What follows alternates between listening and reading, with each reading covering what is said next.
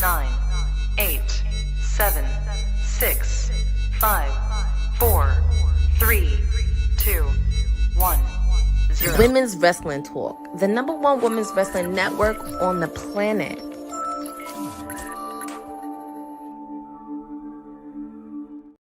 Good evening. Happy Friday. I can't even believe we're here already because all week I feel like I haven't even known what day it was, but I definitely remember today was Friday.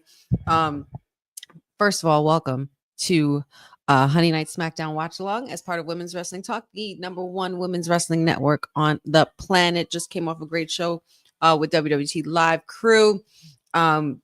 Said Councilman, as well as Jacob and the professor were in the building, and we had some great discussions for today. But we are here for SmackDown tonight, guys, and I am your hostess with the mostest, the sweetest oos, the lady of Kayfabe podcast and the busy bee of WWT Wrestling with Honey here, and I will be hosting you for the next 3 hours for our watch along this evening. And we already started off on a good note. But of course, somebody's always got to ruin a really good homecoming moment. Okay, we have a homecoming queen tonight with live from Louisville, Kentucky, and SmackDown as well. Bianca Belair was kicking off the show with the crowd, having a great sing-along as well. And of course, proceeding with caution, out comes Naomi.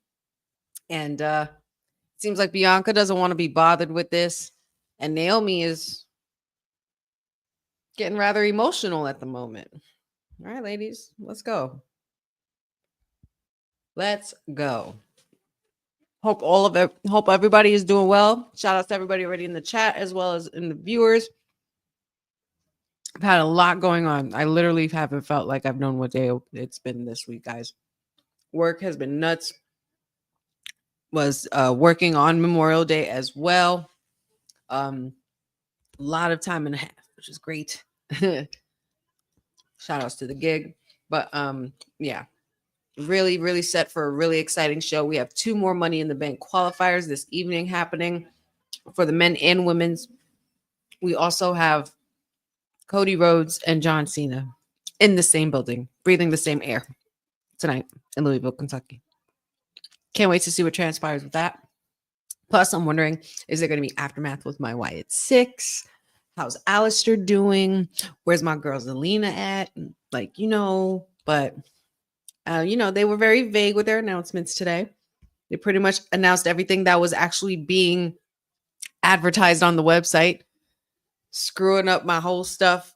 I didn't have time to do honey pot predictions today, so I do apologize. I was coming from the honey pot today. It was a very, very busy day at the honey pot. A lot of work that needed to be done. A lot of work was handled. And we finally made it to Friday.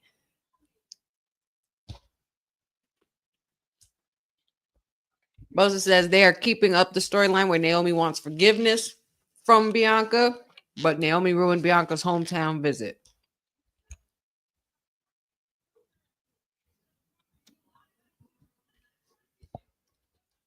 Oh, now the baggage is coming to surface. All rooting from the Jade incident. Oh, she said, what you did to Jade will be nothing compared to what I could do to you, girl. Let's see it. Bring that Bianca out because I'm ready to see her. Naomi's crying.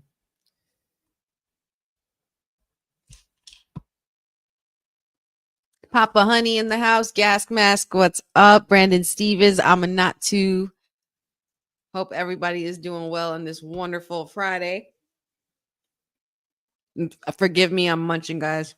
I had no time in between shows today, so I really needed to munch on something. Oh.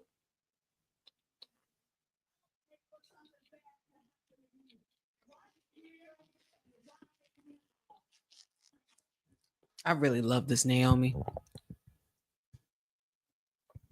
Oh my God. Jade's music just hit. Here we go now. This is the first time the big 3 has been in the same ring since that day. In the ring.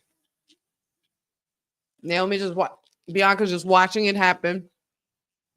Girl, you can't do nothing. You got a cast on you around your fingers and your hand. You better, get out that ring, please. There's a homecoming, girl. You look too good for this. We can't be ruining no homecoming, girl. Oh my goodness. Naomi still trying to strike at Jade. Jade and Bianca having a very interesting stare down. Very fire and ice elements there. Did you see that? Ah, okay. So Jade, you're not going nowhere. We're getting ready for our women's qualifier, kicking it off. Ooh, Naya. Naya. You girls, you ladies, you women, and you superstars, and these looks, every single one of you.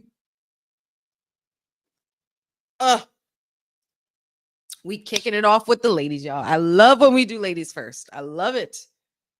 It's only right. It's only right. Disrespectful. Naomi, not for nothing, for Naomi to go full savage with this new gimmick. This is what I've needed from her. This is what I've wanted from her all along. This is the Naomi that I knew was inside of her ever since she went and made the move to TNA and elevated herself and came right back and was like, now what? Now what? Now everybody's literally proceeding with caution down to management. We're pushing this woman, okay? And Councilman made a very good point, and we talked about it on our kayfabe podcast episode, which is up, as well as earlier today on WWT. If we don't see our Naomi get this briefcase and they change it with caution tape, the same way they did the bedazzled, Tiffy time and made it pink briefcase. I need that for Naomi. That proceed with caution briefcase will sell. Or bliss in the bank, either or. There's a lot of cases to be made for any one of these women to win. All of them do have the very, very strong potential to do that. So, yeah. I either way, it's a win-win for all of us because we get to just watch a really good Money in the Bank ladder match. So I'm really excited. But she went, that's the thing you don't do.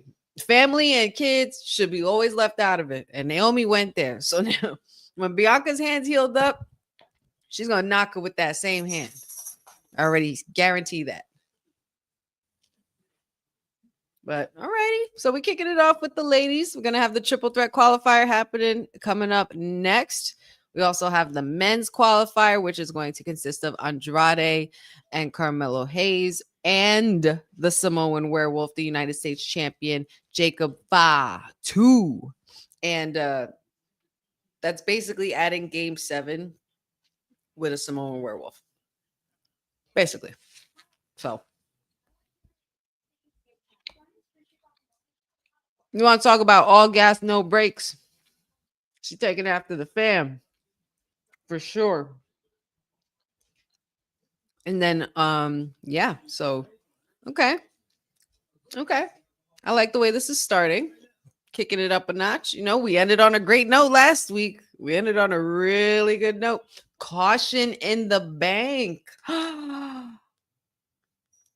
Caution in the bank. I like it a lot. Love that. Boza says, thanks for still giving us Honey Night SmackDown with how busy you are. Listen, man, I feel like I've been busy every week, every day.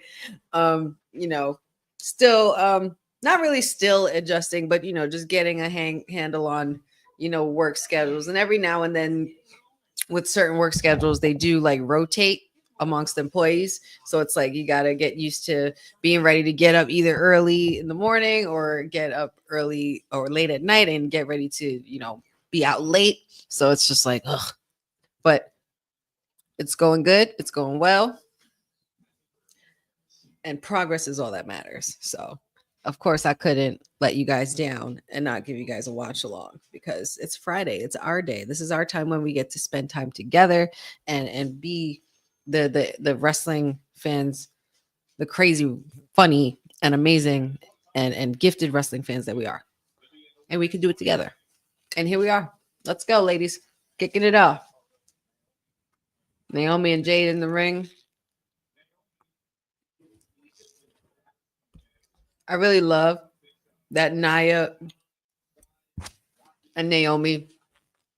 I like this dynamic that Nia and Naomi always have had, where, you know, everybody knows this family, but at the end of the day, it is every woman for herself. Come on, Naomi.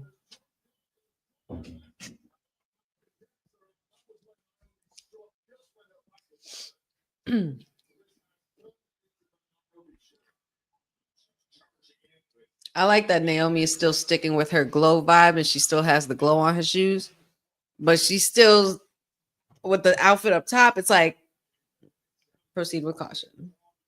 I love it. Oh, hello. Don't hurt nobody with that thing now, Naomi.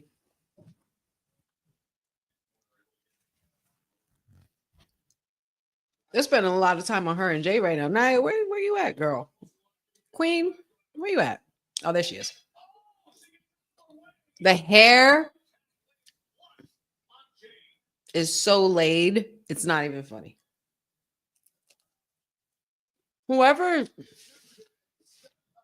Excuse me, y'all. Whoever is Nia Jax's hairstylist, from the wild curls to even the dead straight to even her natural curls, I don't know why it just always like aesthetically surprises me when I see her, and I'm just like, oh, like, I don't know, but that's what a lot of the women here, they're just so impressive. Case in point, look at Jade Cargill.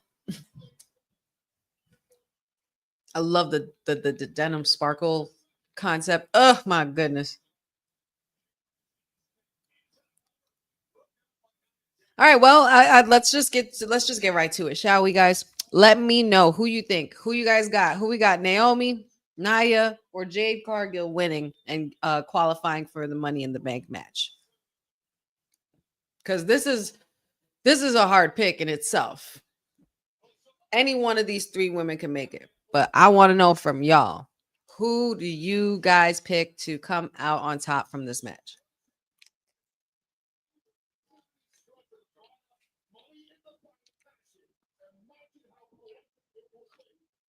Oh, we're gonna see Damian Priest in action possibly tonight as well. They just announced him as well.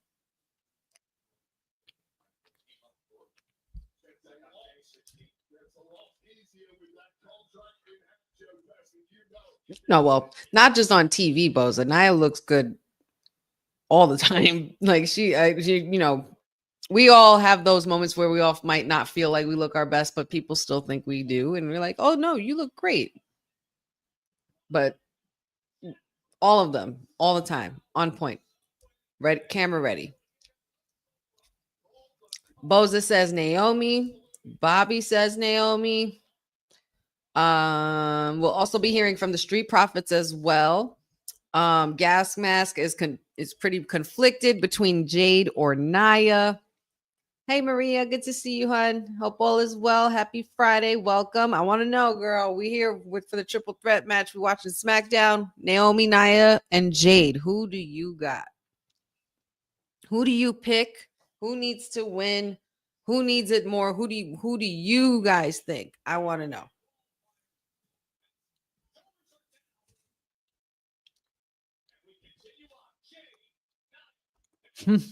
Aminatu Sun says, I really want it to be Jade, but I honestly cannot tell who's winning. You just gotta pick one, girl. Just gotta pick one. Let's see. Benjamin says Jade or Naomi.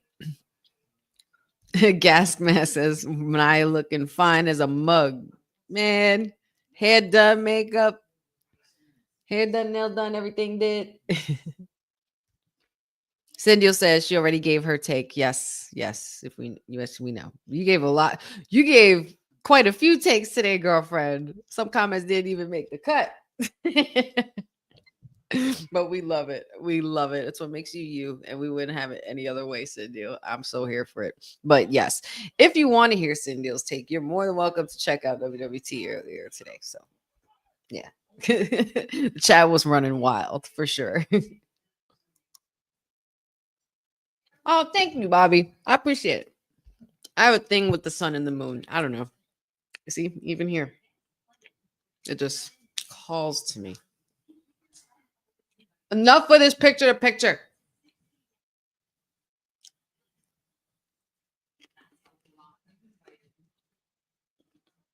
Seems like the ref cannot gain control of this match. Imagine trying to control, well, not control, but imagine trying to delegate a match between 3 dominant alpha women, superstars. Like, are you crazy?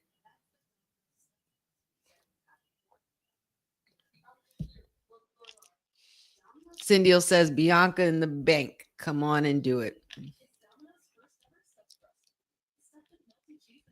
Aminatu says the picture in picture sucks.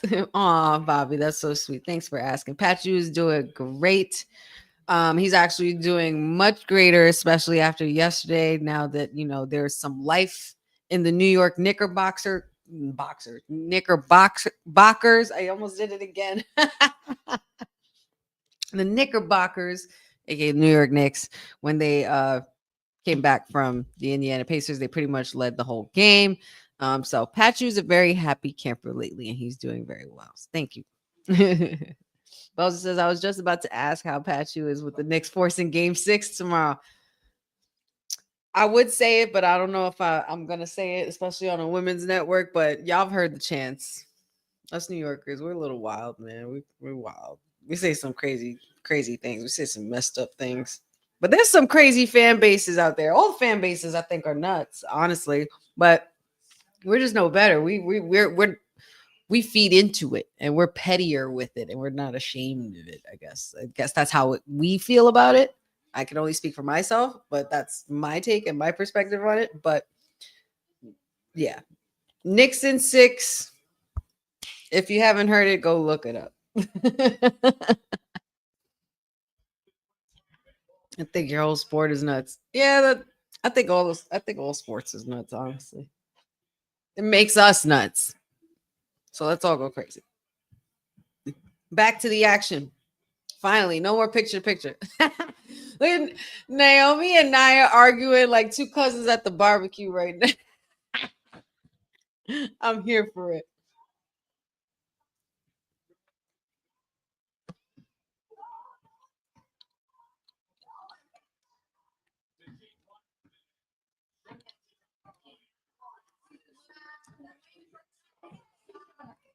Nia Jax with a centaur drop. She seems to be very satisfied with herself. Nia looks like she might have this in the bag, or so we think.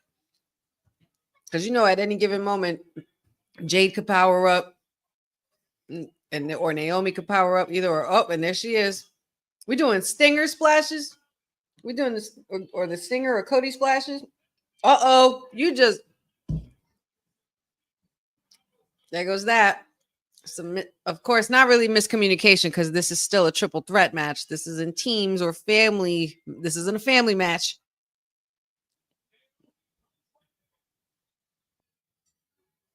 Naomi, when it comes to Jade, she just be digging in worse. Like anything she does to anybody else, she does it 10 times worse to Jade. Oh, Jade dropped Naomi. Is that a 1-2? Bulldozed by Nia Jax, like, to be able to break up the pin.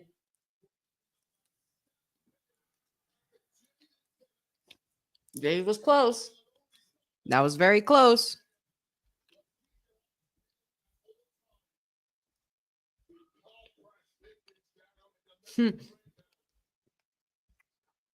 I'm not too. I think any woman whose husband was a Knicks fan went nuts last night, pretty much. It's nice to know that both yours and mine are on the same wavelength. That's pretty cool. Cindy says, I think your host board is nuts. I did read that. There's thanks, Dad. Dad says Friday night SmackDown ain't SmackDown with some honey on it. Just makes things all the more sweeter, you know. Boza says there are some New York Knicks fans that are animated like Stephen A. Smith. He went from crying to happy. Because you know, that's what I kept telling Patchy, man. I was like, you gotta believe in your team, man. And you guys took 3 losses in Madison Square Garden. I walk past that building every day. Okay. Samoan drop. Slow pin, slowest pin ever. Oh my goodness. What kind of kick out and pin was that? Girls, we got to keep it clean now.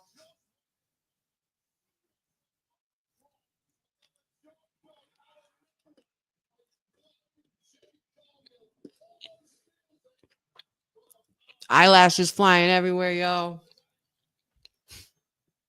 These women wrestling out of their makeup.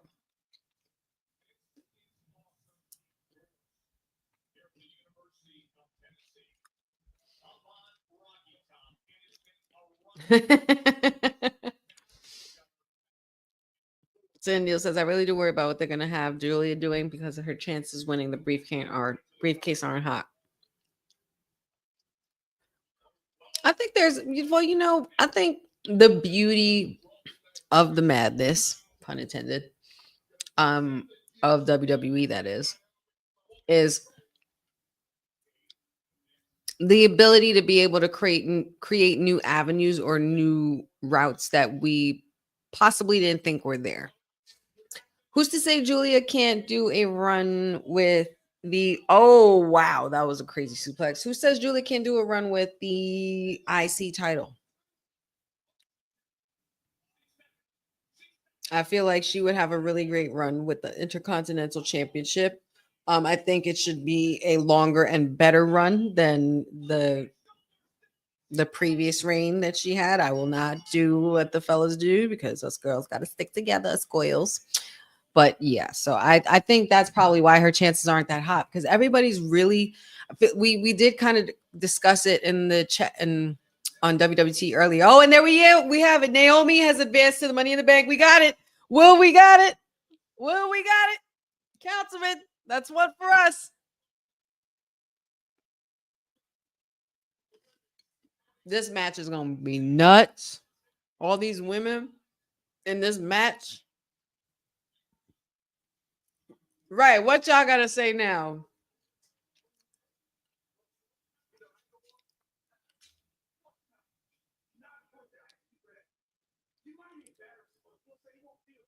Oh my God. Who's R-Truth talking to? Little Jimmy's back? We have Little Jimmy back? We're doing the Little Jimmy thing now? Did Cena change him to his old ways?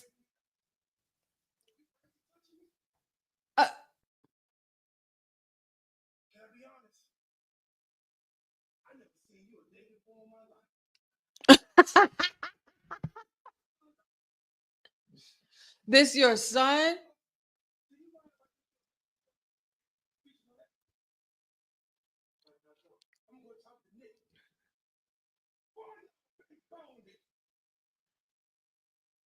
Don't laugh, y'all. Don't laugh. I'm looking at all their faces. Yeah, Jacob. I think Jacob just did his first solo where he went, because that's what they all do. Oh, you see that? Did Jacob just call the shots? Did Jacob just call the shot? And did so much happen just now? We got R-Truth talking to somebody in the back, looking down too. It's got to be Little Jimmy, y'all. John Cena knocked Truth out so bad that he started talking to Little Jimmy again. Holy shit, y'all. We got Little Jimmy in 2025. I think that's great. That is fantastic. How funny is that? And you got R-Truth in there with Solo and them. I was looking at every single one of them to see if any of them were cracked. Because R-Truth could get anybody. If you could get Brock Lesnar to break twice successfully and on camera where we have proof, you can make anybody crack. Like Taker, you lucky. Taker, you're lucky. Because they almost got you with the Taker Rooney, Spinner Rooney thing. But if R-Truth would have gotten a hold of you before you, child, Taker would have broke. Taker would have broke. Stone Cold has even almost broken the Undertaker a couple of times. But one wasn't on TV. So good, though. See? We're all happy now. We get Naomi in the bank. Caution in the bank. Shorty, what you drank. Right, Patchy? R-Truth versus JC Mateo.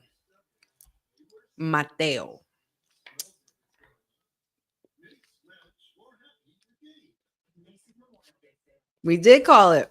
We definitely did. It only makes sense. You got Rhea Ripley in here. You got Roxanne in here. You got Alexa Bliss in here. We need Naomi. We need Naomi here. As much as I love Nia, and it's not to discredit her or Jade, but we gotta let we gotta let that cat fight transpire first. Like Jade's gonna go through a bunch of side missions before she gets her complete revenge on Naomi. Naomi's gonna go on side quest before she even gets to have Bianca's forgiveness, and Bianca is gonna go through side quests before she becomes the woman she's actually supposed to be. You know, go before she goes back to being the EST. So, women's Money in the Bank is absolutely. Whew.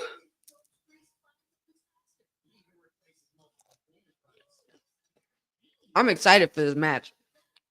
I pray it doesn't go first. I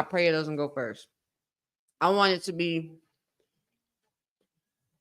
just before the end, because I still want it to be like of course you want the whole show to be knocked out of the park, of course, on both ends, whether you're the performer or the viewer that's watching.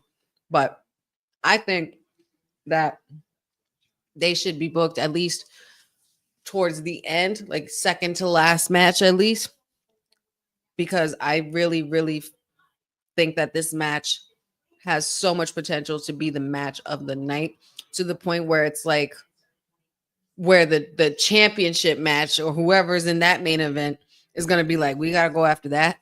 Like, I want y'all to feel like Randy and Triple H did after Shawn and Taker, where Triple H looked at the TV, he's watching the match, and he's already a couple minutes in, and he's already in it, and told Randy walks in, he goes, dude, we are screwed. We are so screwed. Yep. There's no, I want the women's Money in the Bank match to be the hardest match to follow.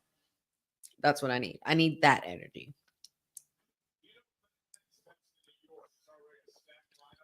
Ah, yes. Look at my pretty city, New York.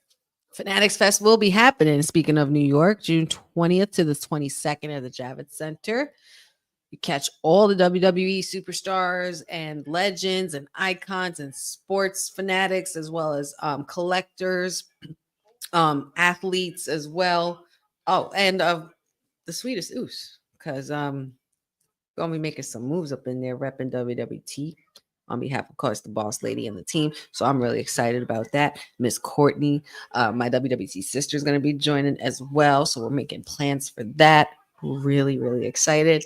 I did go to last year's, which was pretty awesome, but I feel a lot more excited now that I know I'm going with like a crew. So it feels really good. I'm pretty fired up for it. Oh, hey.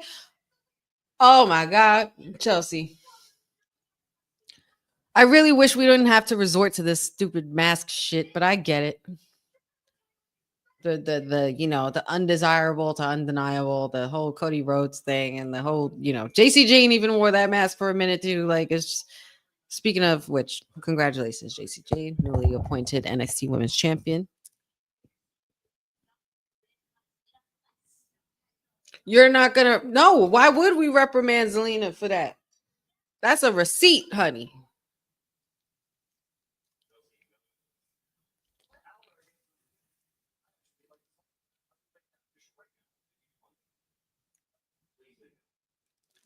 Alba versus Zelina.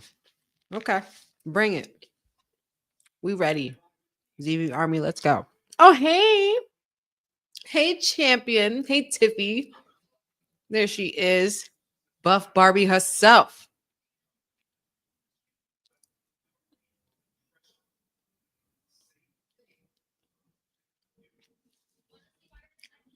The old broken nose wearing a mask thing. I swear, the only one who didn't wear that stupid kind of mask was the Undertaker. It was different. It was a different molded kind of look.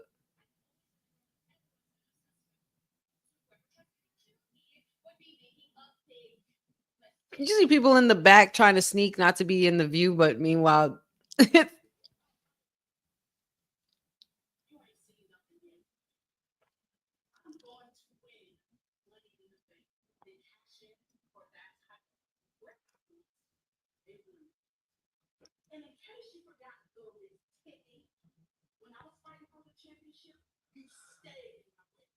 yes, she was. Yes, she was. Oh, y'all. Do y'all remember when Tiffy first appeared on SmackDown? Oh.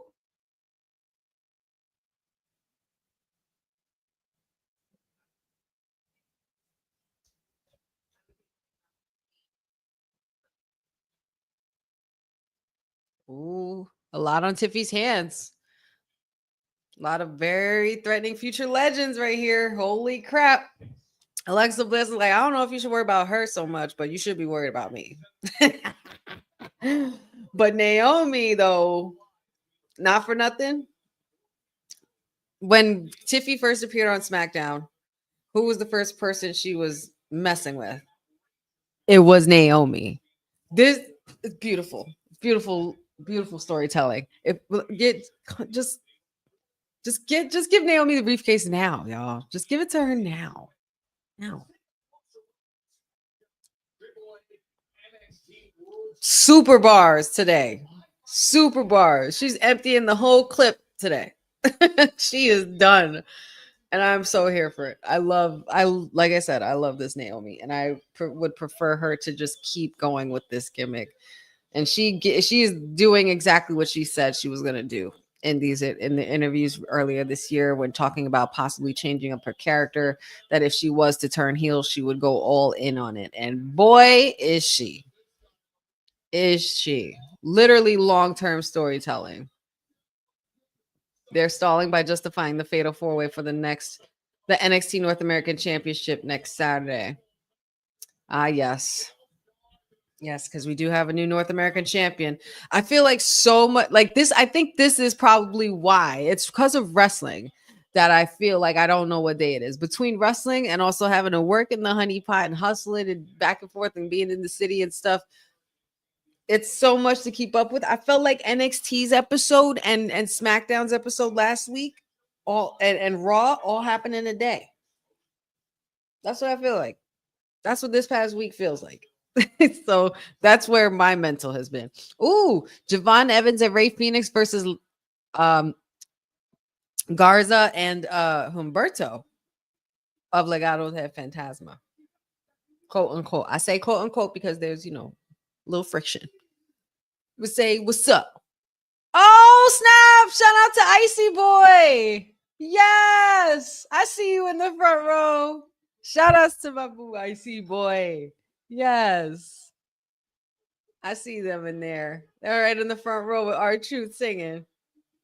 Shout outs to Icy Boy. They have really good content, wrestling as well. Great content creator. Also pretty much goes to every event. Super wrestling fanatic. That was pretty cool to see. R-Truth and JC Mateo. Why can't everybody just say like that? Mateo just sounds so much better, right? Mateo. We sound like my mom when I say that.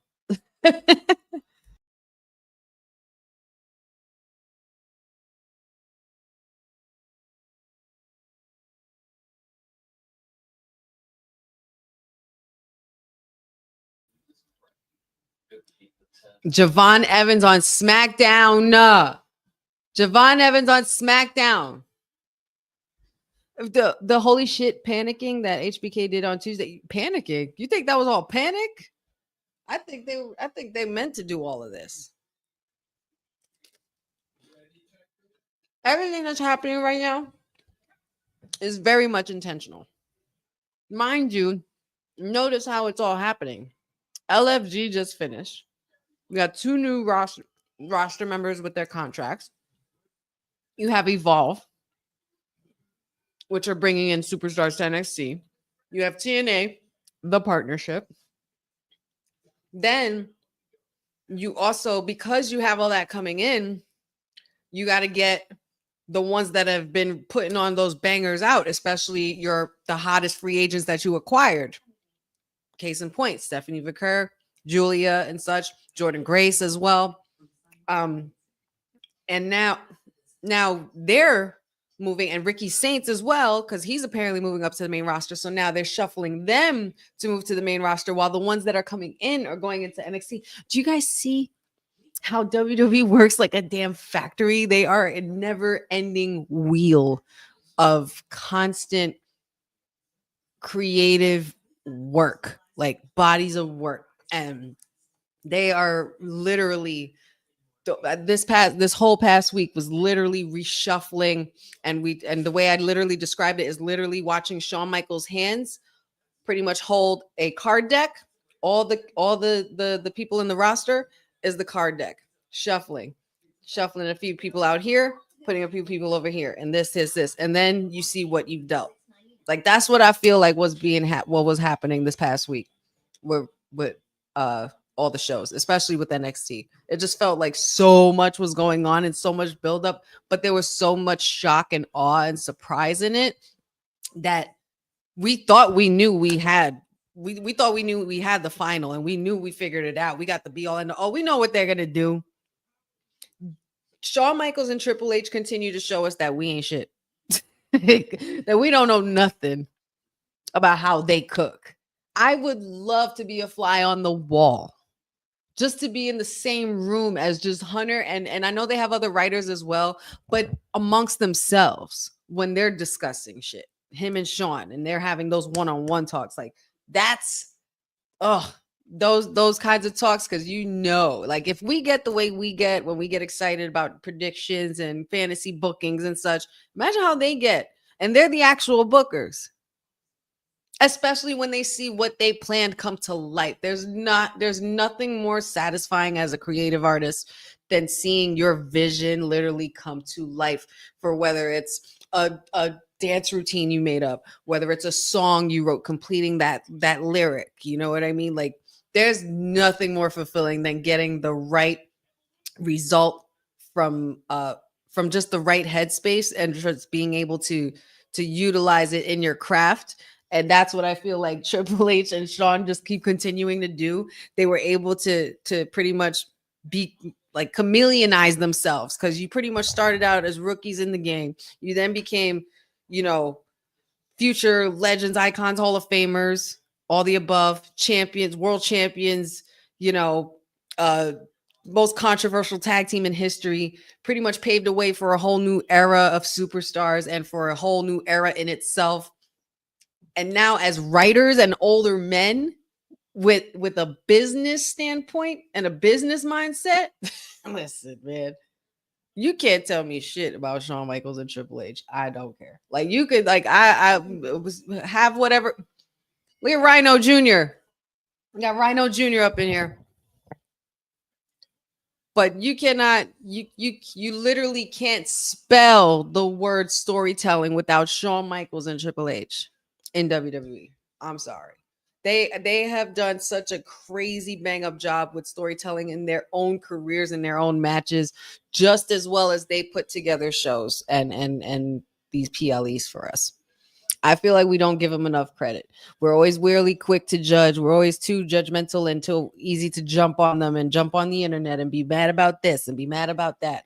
When if you just take 5 minutes out of your time after viewing what you've seen to really come up with a different kind of scenario, because Shawn Michaels and Triple H will say, yeah, that's cool. That's a cool route. Yeah, they could predict that. But what if we show them this route? What if we do this? But they're pretty much playing chess. And it's so good. I feel like they don't get enough credit. Because it could only come from them. And we talked about it last night on Kayfabe podcast as well. The whole thing about the cross marketing or the cross promotion when they were playing Black Adam while AEW was going off air. Like, can you get any more petty? Like, that's Triple H and Shawn Michaels at its finest. It might not have been their decision, but I'm just saying they're in that room where they're talking with the guys at TKO. They're talking with Dwayne. They're talking with Nick Khan, and they're like, let's just like it. I don't know, man. It's good. It's good. And what could be even better than R-Truth about to try to shoulder shuffle JC Mateo and it ain't working? Oh, there it is. There it is. He's got one in. But yeah, my bad. I had to go on a little rant there for a second. I didn't even think I was doing it. But yeah, man, we just gotta like Triple H said in that press conference. We just gotta just stop the bitching and moaning and just enjoy the freaking product. Because there's times where I react initially. You guys see me do it here all the time. You know, I react initially like based off of pure emotion because it's like my first time seeing it. And whether I'm upset or too elated, oh snap, we're going for a knuckle shuffle. I love that the whole crowd's just, hey.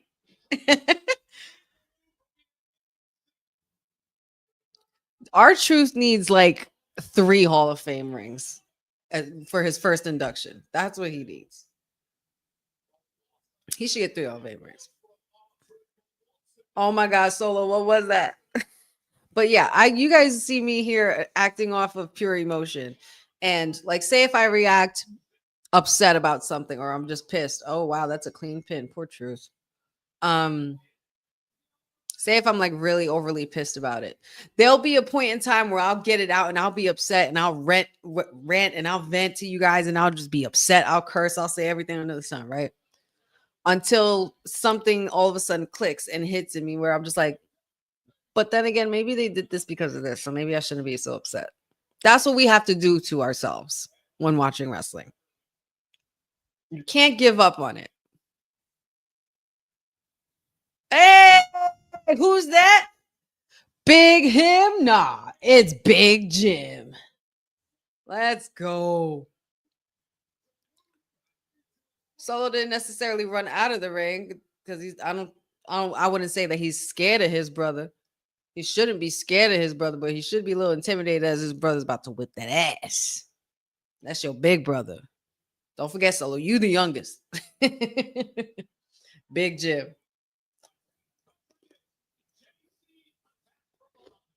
Where you at, LA Knight? This is exactly what we were saying could possibly happen tonight. Councilman said it on the show.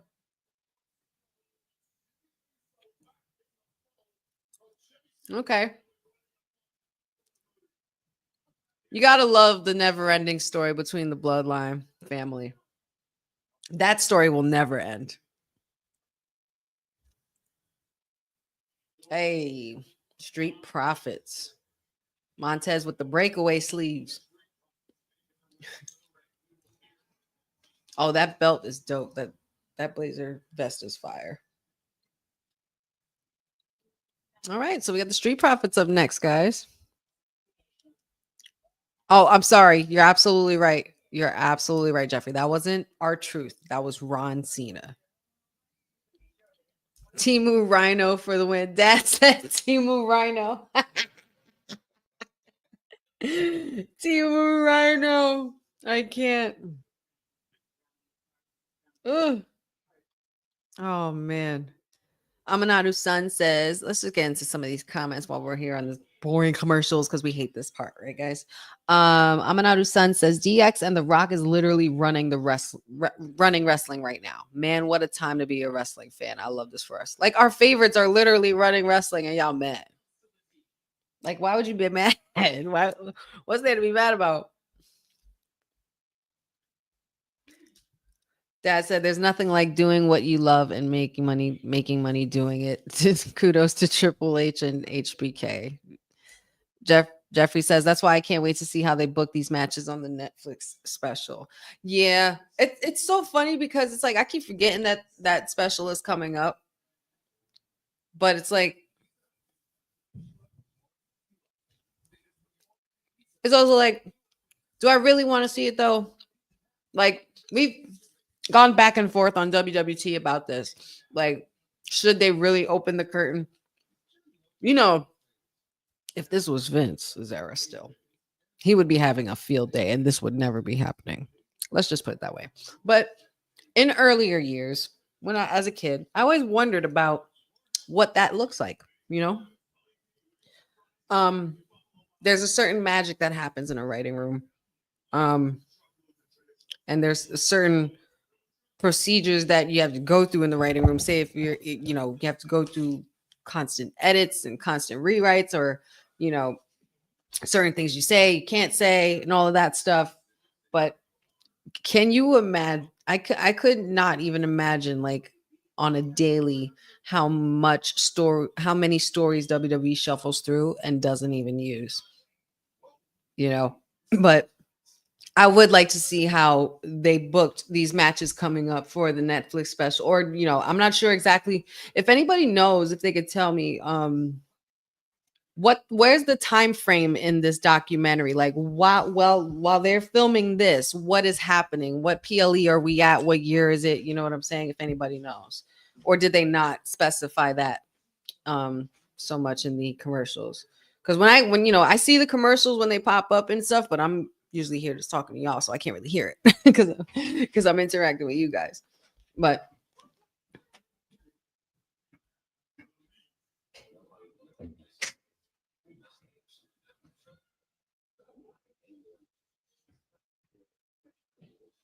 oh yes, Amanadu.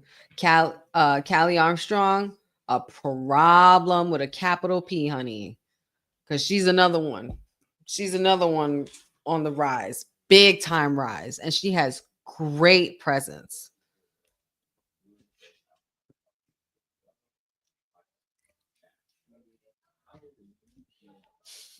Bosa. Maybe we find out if Uncle Howdy wants gold in the family. I don't know, man. We discussed that too. I don't feel like I feel like Uncle Howdy and them should stay away from gold. I feel they don't need it. They don't need it. They're a whole story in itself. Look at how far they've come. They only debuted made themselves known and came alive just last summer. And now, you know, and we still had no belt on them. Still no belt. I mean, no titles. No Mania. I'm trying to remember if they were in any like PLEs this year, and I can't think of it for the life of me. Yeah.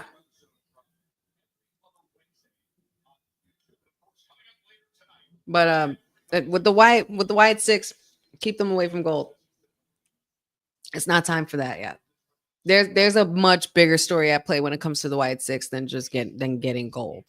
Like they're the group that's going to help this era return to being accustomed to, or being how do they say, acquainted with the mythical and mystical side of what WWE can do. We've never really explored too much of that route with Bray Wyatt, as you know, because of course, due to tragic circumstance, we haven't really gotten the experience with Uncle Howdy as much, only because it's been periodically.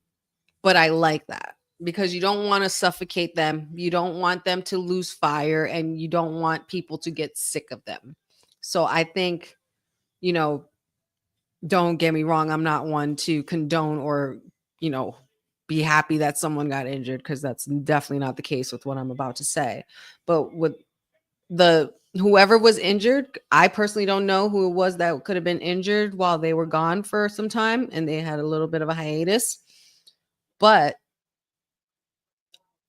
it, in regards to their injury, whatever it may have been, if anything, it was more of a blessing in disguise, because you're still able to keep that mystique on the Wyatt Six. You don't know when they're going to strike. You don't know who they're going to strike for. You don't know why they're going to do it. You know what I mean? So I feel like that was a blessing. That hiatus was a blessing for them, whether it was an intentional hiatus or not, which obviously we know, or have there have been reports where there were injury where there were injuries involved. So, but yeah. And here we got the Street Profits looking swaggy and fly as ever. Gold still on their waist.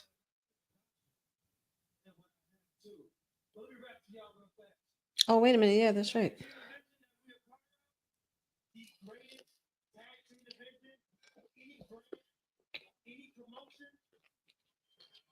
And that's right.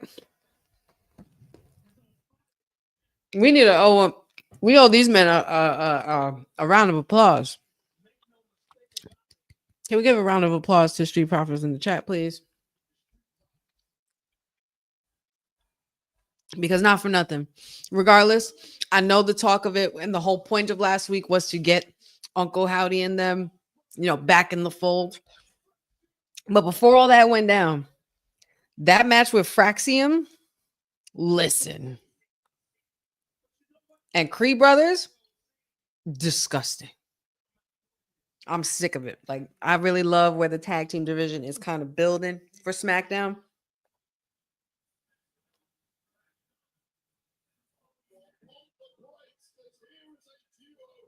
Oh, Fraxium is back.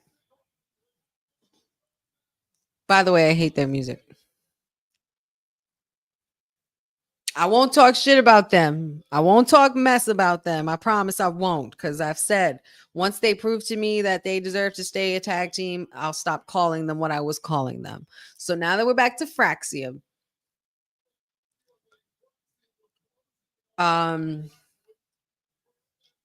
yeah, that's probably the one thing I have a complaint about. I don't like their music.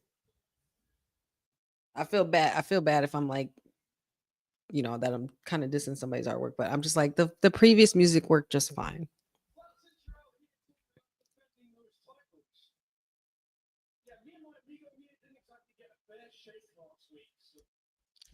Dad says, if the Wyatt, ooh, interesting. Yes, round of applause for the Street Profits. Thank you. Hey, cousin Ron. This is really cool and this is really interesting. And I guess it's still on brand, being that we're literally looking at the same tag teams that they jumped last week. But Papa Honey says, if the Wyatt Six correct people who do wrong, could we see them go after Cena?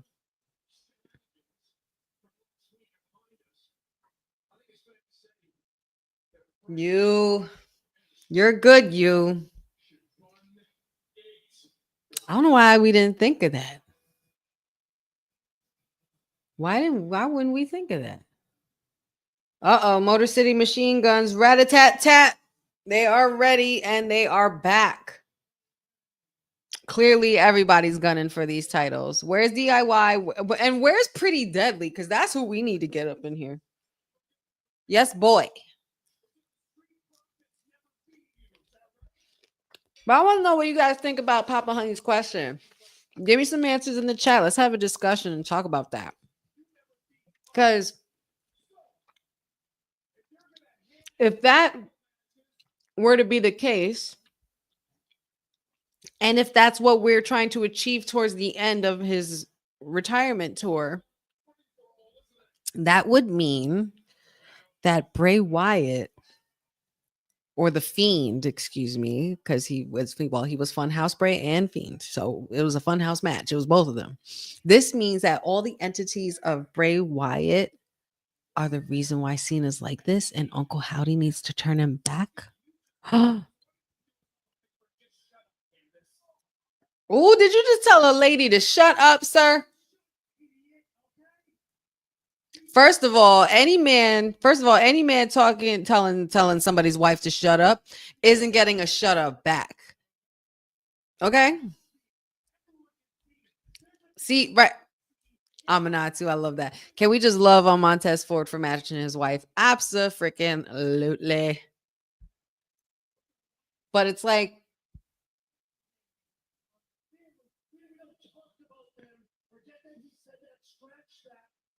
yo, Tommaso Ciampa's ripped. I know my brain is kind of going all over the place, but yeah, that would then mean, like, what would that mean? Would that undo everything that the Fiend and all the entities of Bray did during that Funhouse match? Now that would be some sick, crazy long-term storytelling there. That got me so rattled I was stuttering. And finally, shout outs to them putting a mic in Candace's hand. Oh my god, guys, the lights went out.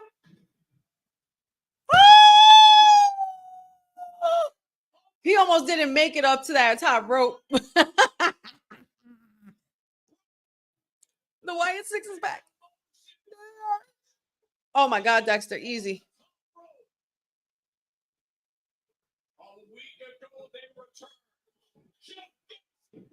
Oh my goodness. Oh my goodness. They're just completely destroying them. Oh my God. None of y'all stand a chance. So wait a minute. Oh. Did you just threw Candice LeRae in the way? Oh yeah, Nathan Frazier. Oh my God. What a sell on that, Sister Abigail.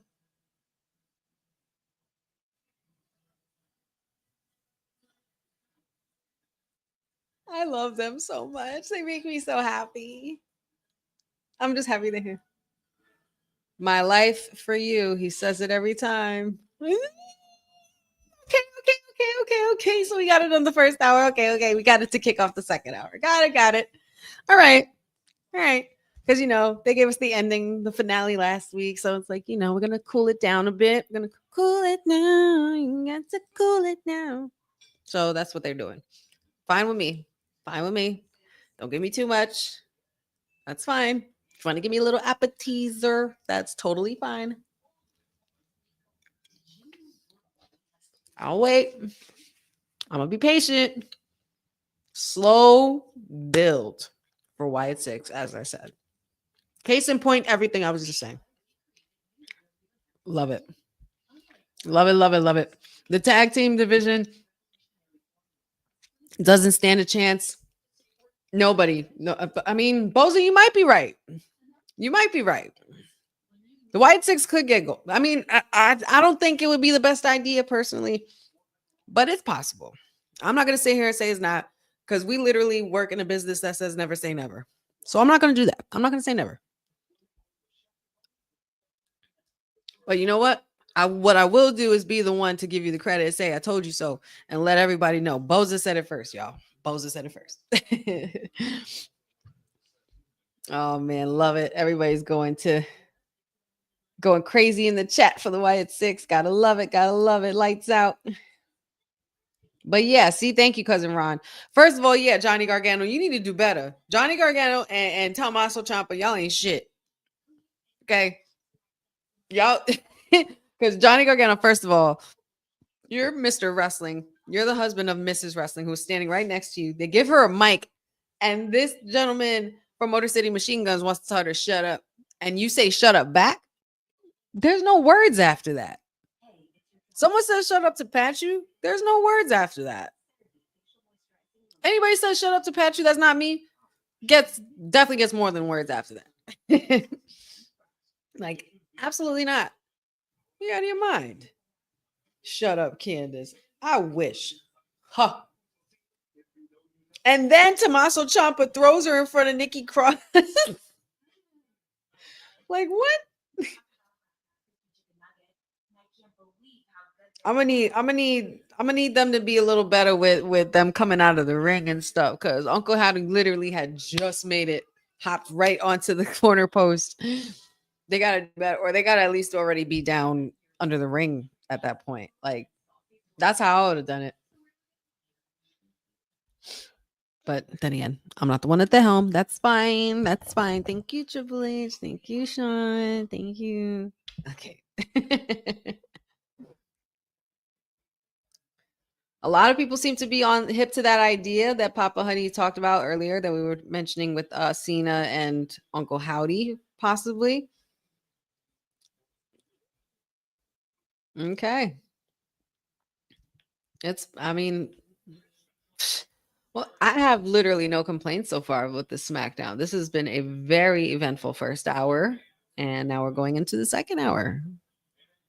9 o'clock hour, y'all. We are getting down to the wire.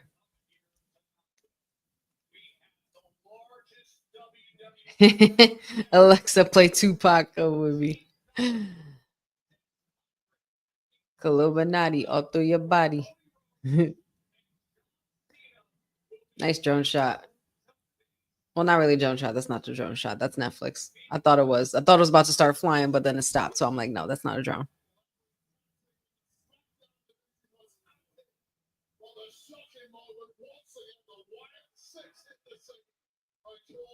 Yeah, man. It's pretty much they're going over the chaos that just ensued in the ring due to the Wyatt Six family.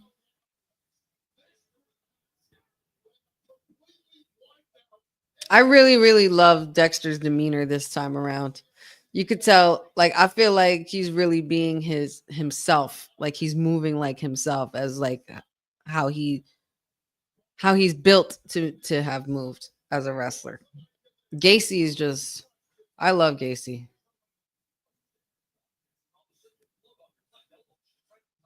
Eric Rowan don't even got to try so hard. Eric just got to be there. That's all. Eric, we already know your place in this family, sir.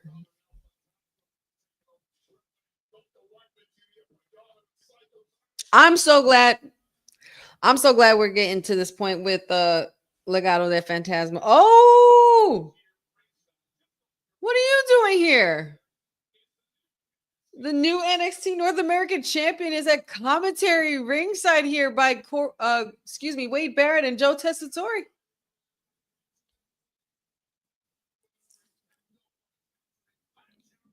I'm not gonna lie, this guy's made for TV. It pisses me off. He's so he's easy to hate. He definitely gives the Miz energy.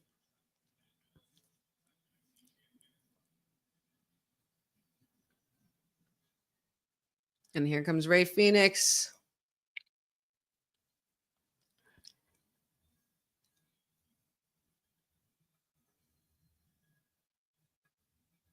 I love his little Jim Morrison walk out to the ring. And if you don't know who Jim Morrison is, there's something wrong with you.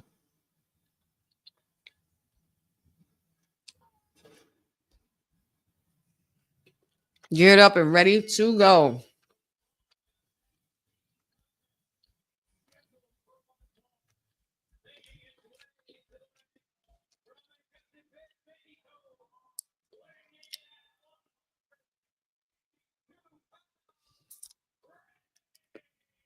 Kids to the craze. I don't know. Craze. I'm not sure exactly how to pronounce that. I hope I didn't butcher it. I probably did, but good to see you and thank you for joining us. Said I missed everything. What's your favorite part so far? The Wyatt Six. Nah, the women. In all seriousness, the women have been my favorite part so far. Not one miss yet, and there really can't be because they're all amazing. But I'm glad. I was gonna say, I'm glad we're finally here with Legado de Fantasma, where we're starting to look shredded and not bulked up. Like I felt like they were trying to bulk up Santos Escobar too much to try to make him look like the big guy in the group. They don't really need to do that. You don't need to try hard with them. Hey, young OG. Yo, what is happening? I feel like I'm watching a bunch of different shows on one. This is why I feel like I can't keep up with the days because it's shit like this that messes with me. Like I could be watching NXT right now. This could easily be an NXT episode, but this Friday night SmackDown, it's so nuts. There's just so much.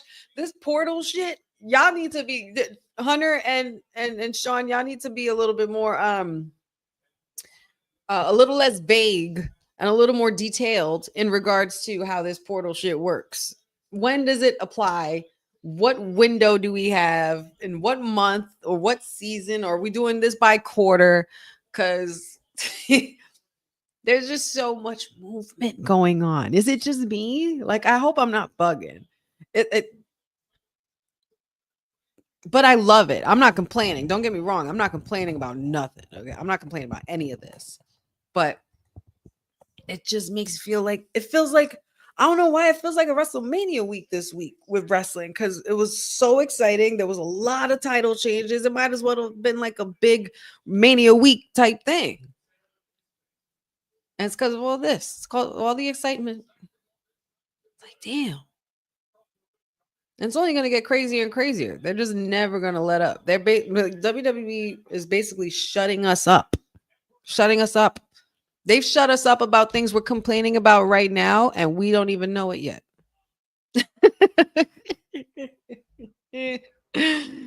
Zach Baker, good to see you, buddy.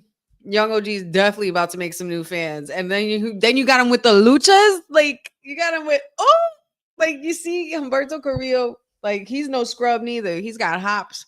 These boys are athletic. And then Ray Phoenix, like, is this where we are right now? Like, you have NXT, former AEW, and then NXT 2.0, and then you also have, Legado. Like, ugh. I can't.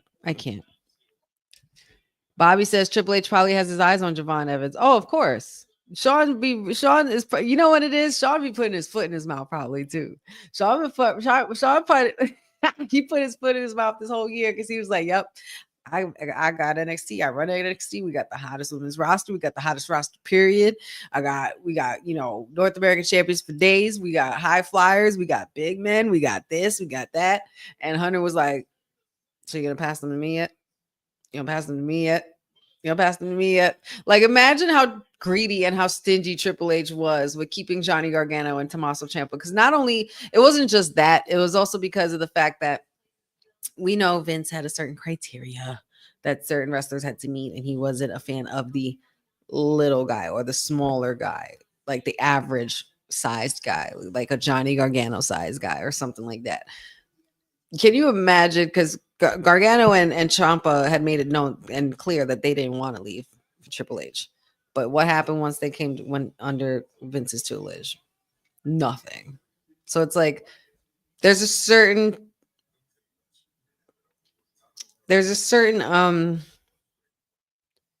gift that Triple H has to be able to foster these relationships, but still be able to maintain the relationship with his father-in-law, who was his former boss, who ran the company, who created the company. It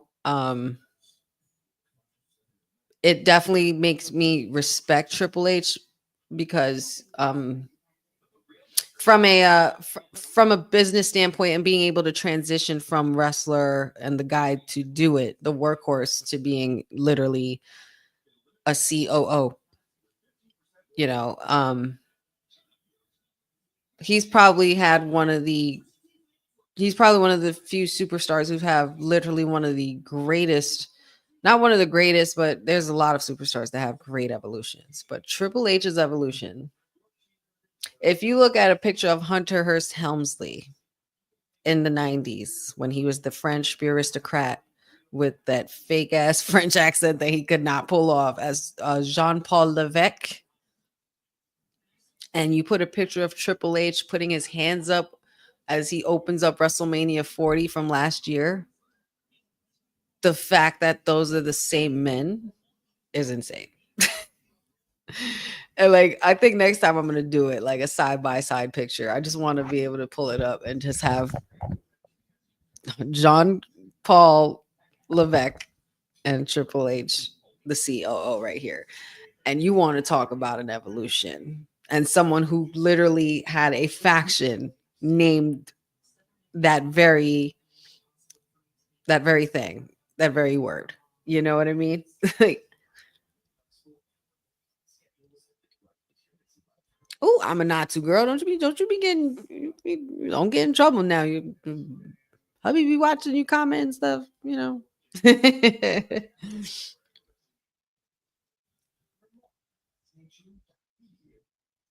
I love cousin Ron says, I love how they've packaged Ethan since he's arrived. Not for nothing. Yeah, it grew on me. Ethan Page is somebody who has definitely grown on me. Like, where even if he's a bad guy, it's like I know he's the bad guy, but you're good at being the bad guy. So just stay that way. You know, the sadistic, literally all ego Ethan Page. Yeah, I'm really here for this run. I'm glad they're giving him another one. That means they really truly trust him with carrying a brand. He did so well with doing it for the NXT title when he beat Trick Williams, and now he's doing it here again once again with the North American title. And then also already sitting at commentary with Joe Tessitore and Wade Barrett on SmackDown Friday night, and Young OG's in the ring. There's just like I said, guys, there's just constant moves being made in our face. We just have to pay attention to everything they show us because they're literally telling the story to us.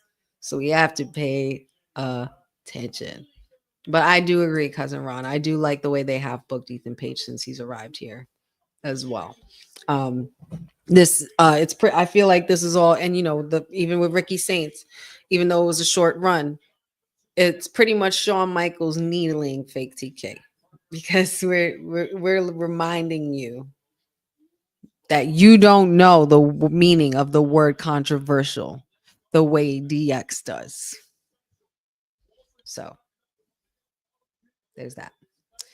Benjamin says, just think Mariah May is coming as well. Put her on SmackDown or NXT. Like, that's what I'm saying. There's just so much cooking that we're making the way for it and paving the way for the next up.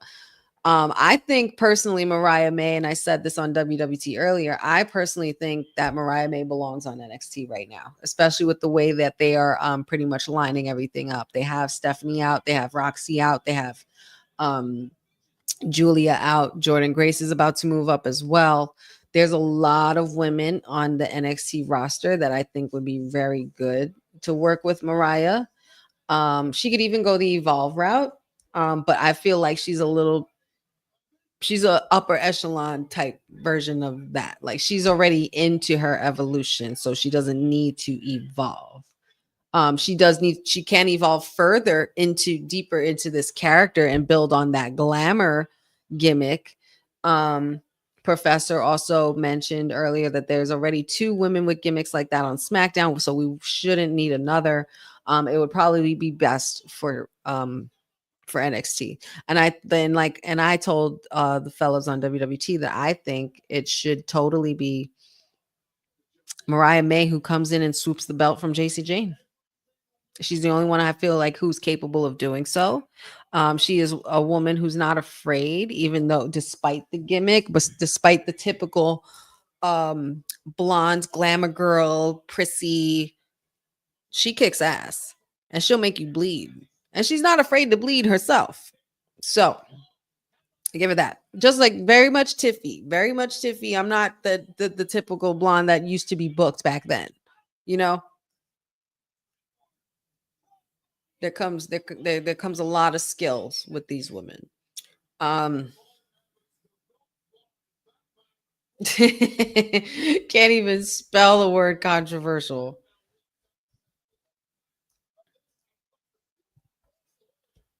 Bobby says, would you like to see Ethan Page in action on SmackDown in the future? I see him on either part of the roster. It's all gonna happen. It's just a matter of when.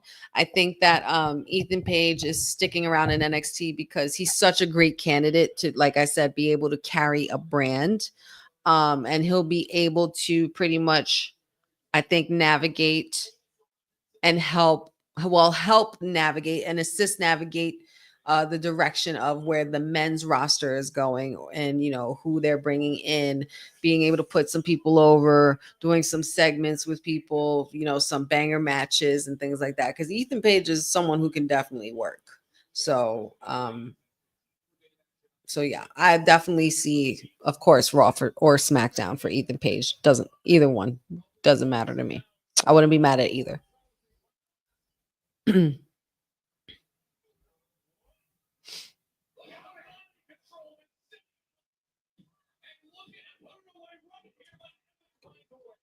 Same, man. Young OG is a very special treat for a Friday night. This was something that I was not expecting tonight. Dad says, let's hear it for the new Raw edition, Stephanie Vaquer, and dare I say, Joe Hendry.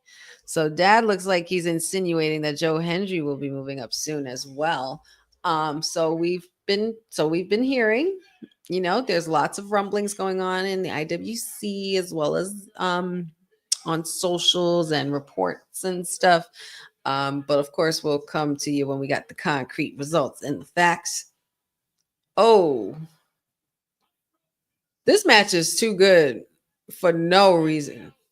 Well, for all the right reasons. Oh my goodness. Go off, young OG. You better get your shine. This is your audition, honey.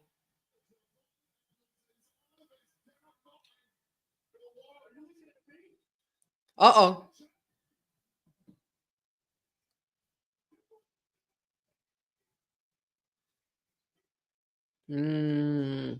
That's true. There's still some unfinished business there between the young OG and of course All Ego. And of course, All Ego had to ruin the party, and the ref can't see anything. Oh, what a kick. His glasses literally flew off his face. Ah, shoot. 1, 2. If there's anybody who needs this win, is Legado de Fantasma, but I feel like it's not going to go in their favor. Ooh, nasty. Come on, Javon. Here it comes. This kid is so gifted. Oh, come on.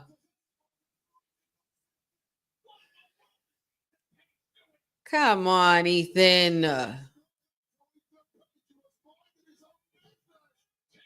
Work, young OG. Yo, Frax. No, not even Fraxium. Nathan Frazier. You sold the hell out of that freaking Sister Abigail. And young OG did a whole nother flip after being swung around by Legado de Fantasma. So it looks like Legado's trying to get back on point.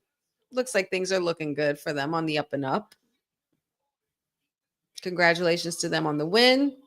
Ray Phoenix and young OG, unfortunately, did not hack it for this evening. But of course, it was all due to that man right there. That damn All Ego Ethan Page. He's he might be listen, guys, he's a scumbag gimmick, but he's the perfect scumbag gimmick. He plays it very well. Joe Tessitore and Wade Barrett are very upset. Whoa. We got a glitch, y'all. There's another. What's this? We won't stop.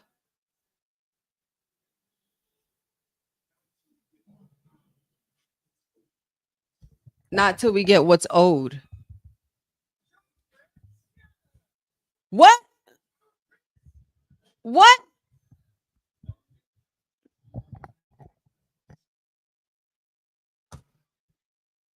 Y'all. Till we get what's owed.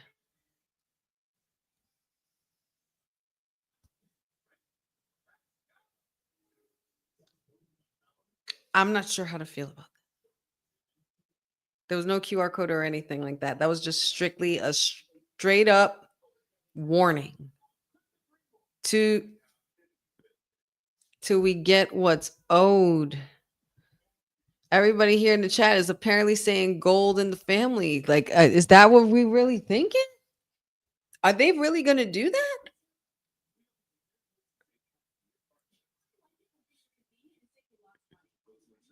I'm gonna have to sit on that. I'm gonna have to sit on that. I'm gonna have to think on that one. Because I don't know how I feel about it yet. I'm not sure what kind of stories you could create with the Wyatt Six holding titles. All of them holding titles? Is that what we're thinking? We're talking like, are we really suggesting that Uncle Howdy have a world championship, world championship, or the undisputed? Eric Rowan with IC or US or something like that. Dexter and Joe Gacy, I guess, would be tag team, and then Nikki for the women's. Is that what we're all suggesting? We're all suggesting that all the Wyatt Six have gold? Not till we get what's owed? Like it could, but what's owed to them, which means they favored something. They did a favor or did something. Took some, they have something on someone. If not, maybe the whole roster. This could be a warning for the whole roster till they get what's owed. And I can't help but still think about all the times we've been hearing all this stuff about with, about this battling for the soul of this industry, battling or wanting to take people's souls and stuff. Like shit's gotten really dark.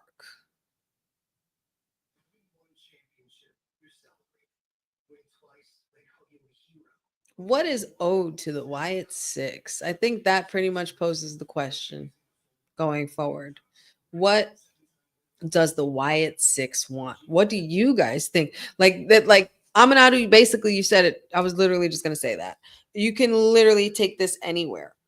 But if you do take it to the route where there's gold involved, I'm really intrigued because now I want to know how do you do this?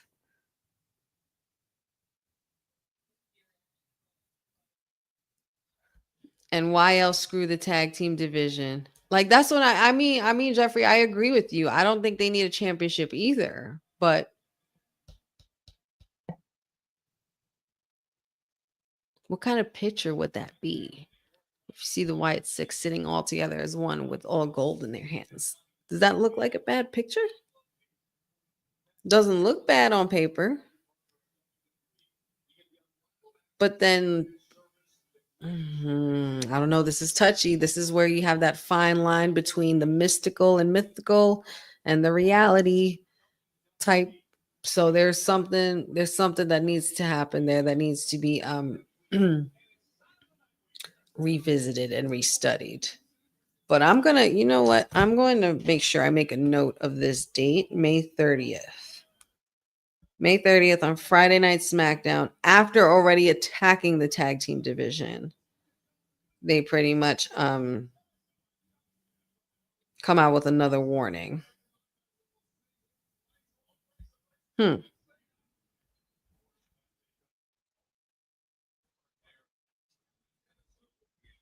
Oh, hey, friend.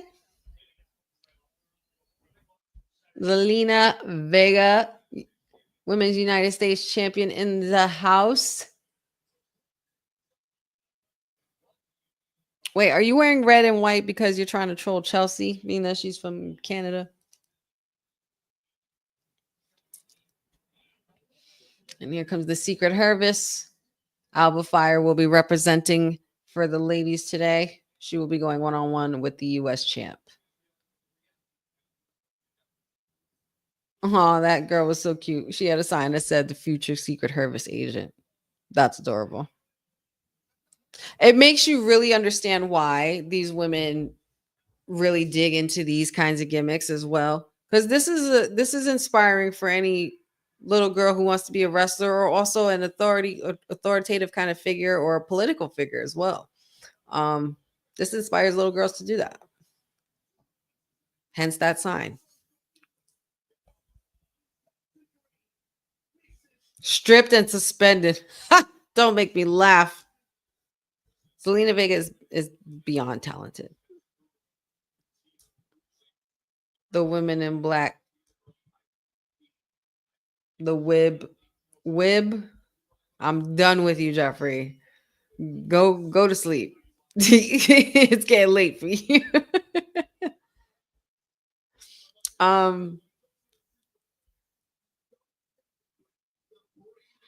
Yeah, it's so funny. Zelina's outfit looks like she's kind of trying to troll Chelsea because it looks like Canada. It looks like it could pass for the Canadian flag, but it's not.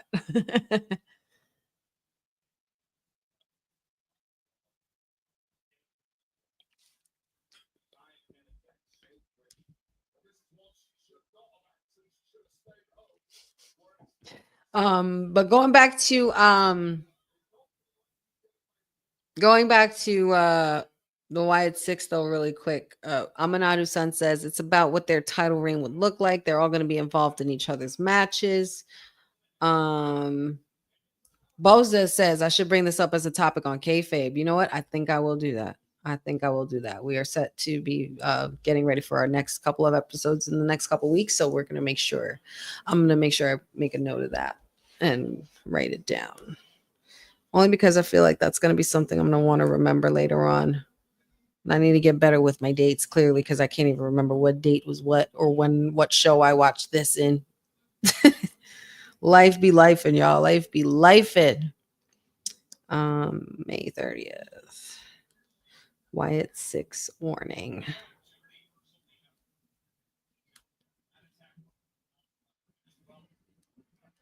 Until they get what is owed. Ooh, Papa Honey, that's interesting. Could they possibly be plotting for revenge on Orton for the Fiend? Well, technically for Bray Wyatt and the Fiend. Because you burnt down the compound and then you burnt down the Fiend. That's personal. That could be, ooh. That could be very personal. Come on, Zelina. This need to be easy. 1, 2, 3. Quick work, honey. Let's go. Quick work. Keep up the pace. Keep up the momentum. Are we gonna see a suicide dive from my girl? Suicide dive. Jump through, girl. Oh, I thought we were gonna get it.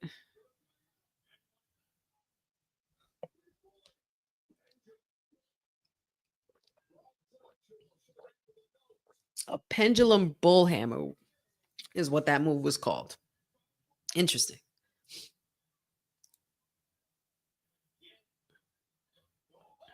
$619. Come on, Zelina. Mind your business. Oh my God. I'm so sick of this numbers game. Like, y'all gonna stop disrespecting my girl.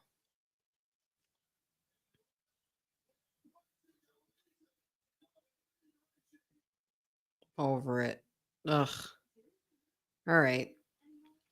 All right, Zelina. That's fine. I know damn well she's not not losing this title anyway, because it's not a title match, but we need to make quick work of this woman. We got to be done with this. The Secret Harvest shit, we got to.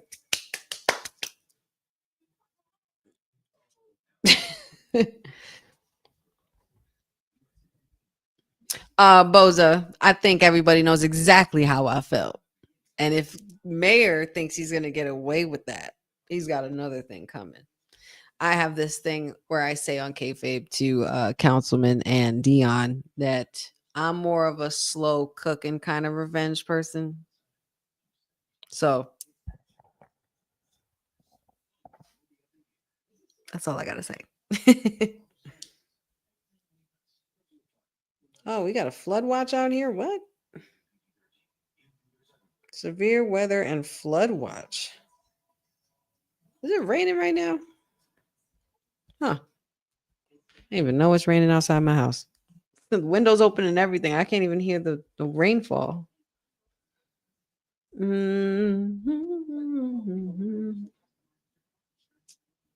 Of course, the rain's gonna start at 10.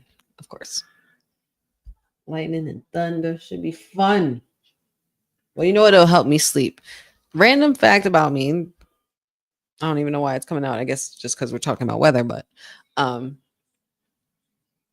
love the sound of rainfall, like spa sounds and stuff like that, or rainfall, or like waves crashing. Pleasant sounds.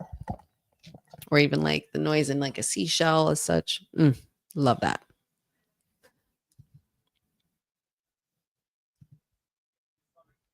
Not raining 70 minutes north of you. Yeah, well, it's gonna be raining soon. It's gonna be raining soon here. It's coming. So it looks like it's just brewing.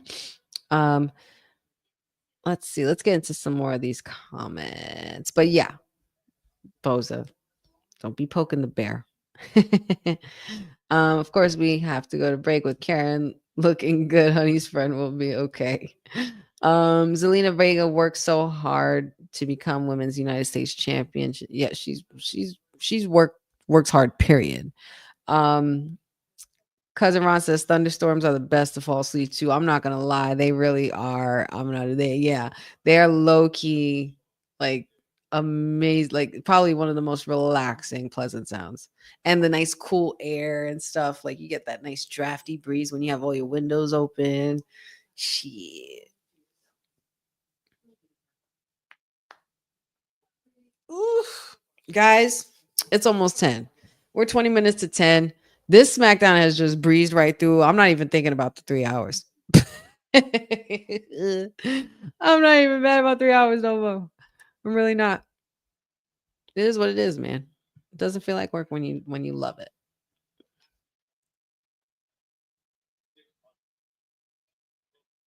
I I'm not I'm not gonna lie. I think I might. I think I might need one. I mean, when this brand grows eventually, I might have to make some moves in regard to that. Might have to do that. That's what notes in iPhone is for, so you don't forget. I know. I'm more like, it's so funny because I was more so, I used to have notebooks, constant notebooks of notes and written shit and poems and all kinds of stuff, journal entries and things. I'm more so of a writer. But now when I have my notebook and when I write, it's literally a notebook filled with a bunch of shit. It could be work related, it could be wrestling related, it could be written out topics that I had. Look, like I have kayfabe podcast stuff here, like written out. Oh, I have this too. If you didn't see exactly what that said, you could see it from kayfabe's episode last night. It was phenomenal. But yeah. I got the draft notes here, everything.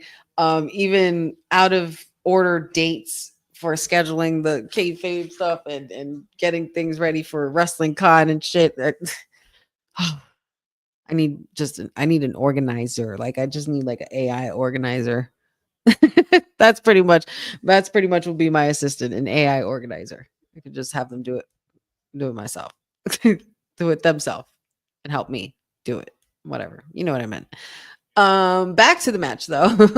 Zelina and Alba Fire really putting in some work today. Also I just thought of too. Secret Hervis and Chelsea Green are basically a pro-feminine version of right to censor. I mean, I don't want to say necessarily right to censor, but I'm just saying like they remind me of, the fact that they used to dress in full slacks, belts, and ties and button downs. Like I don't even know how some of these women could fight or wrestle in these clothes. It would be uncomfortable for me. Oh, Pat, Bobby, yes, Pat, you actually already does help me. He actually does. He does a lot of the behind the scenes stuff. He's the guy behind the camera. He's, pretty much helping with my photos. He's also pretty much the one who organized this little setup you see here. If you guys could see my entire studio, he was responsible for making the studio as well. So yeah, Pat, you definitely helps a lot and is very supportive. Yeah, right to censor. Very right to censor. Viva la Vega. Hey, Frederick. Good to see you, buddy. Happy Friday. Thanks for joining us. Perfect timing, too, because you're coming in when shit is hot right now. Ooh, baby girl, was that a moonsault? Did my girl just do a moonsault? And a swanton bomb. I was gonna say, girl, please kick out.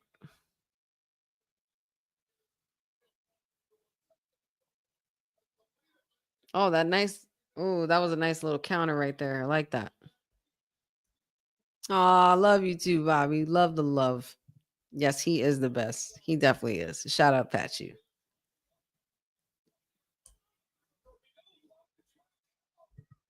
Oh!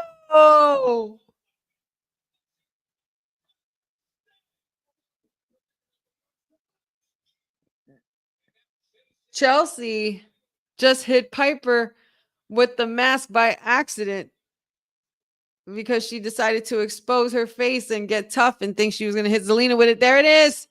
1, 2, 3, code red. It's over.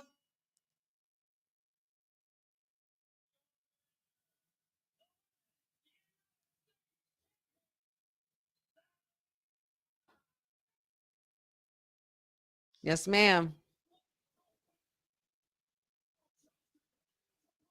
A defending champion, damn it. Said, I don't know when, but I'm going to have a bone to pick with you. And I will get a receipt. I will get my receipt for that absurd question that you dared and had the nerve to ask me. Live too. I will not. Absolutely not. I will not stand for such atrocities.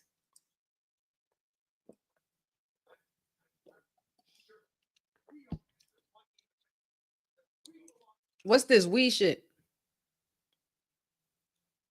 Mellow don't miss. Exactly, Mellow. What's this wee? Who got you in this position? I didn't.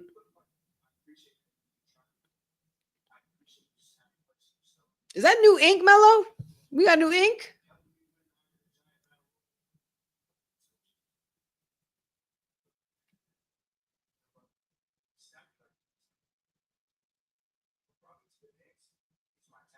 That is true. What brought you to this dance is your talent. Yes, sir.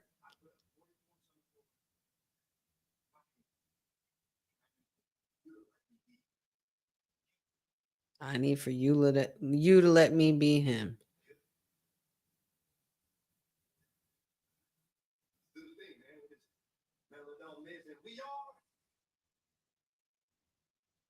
Awesome.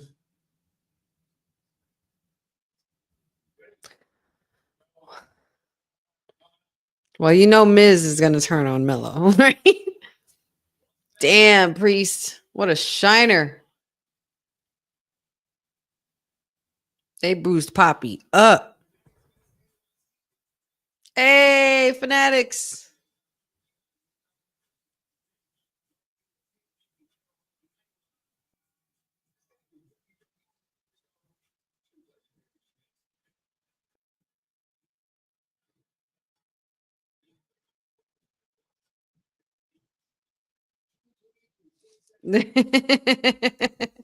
But you know what? That was a rude ass question. I ain't gonna lie. It caught me off guard at the moment, but I was just like, you mother, get me off this damn camera. Get me off this damn camera. Turn it off. I was like, we're doing that. We're not doing that. But yeah, said your receipt has to come, and it's gonna be good. It's gotta be good. I gotta make sure it's good, and I'm gonna make it worth it. But yeah, how we get there though, it's gonna be a slow build. So I hope you're ready, sir. Damian Priest is next. Literally everybody got a shiner tonight. Chelsea Green, Damian Priest. Like, good Lord. Battered bruises all over the place.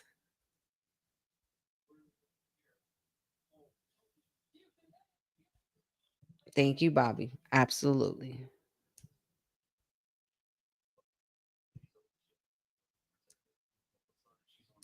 Boza says Mayor's been filled with the Holy Spirit since his client beat Courtney's client on Sunday to go 22 for 22. Yeah, I'm sure. I'm sure. I'm more than positive. I'm more than positive of that. And you know, let him ride his wave. Let him ride his wave for now. Karma always comes around.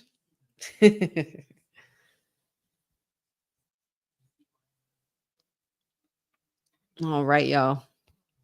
Now we're really coming down to it. We have 1 hour left. We are 10 minutes to 10. I think this would be a perfect time for us to take a quick break. If any of y'all got some beverages you want to refill, snack bowls you need to replenish, nature that needs to be called, by all means, go take it. We're going to take a quick 40-second break, and we'll be right back after this.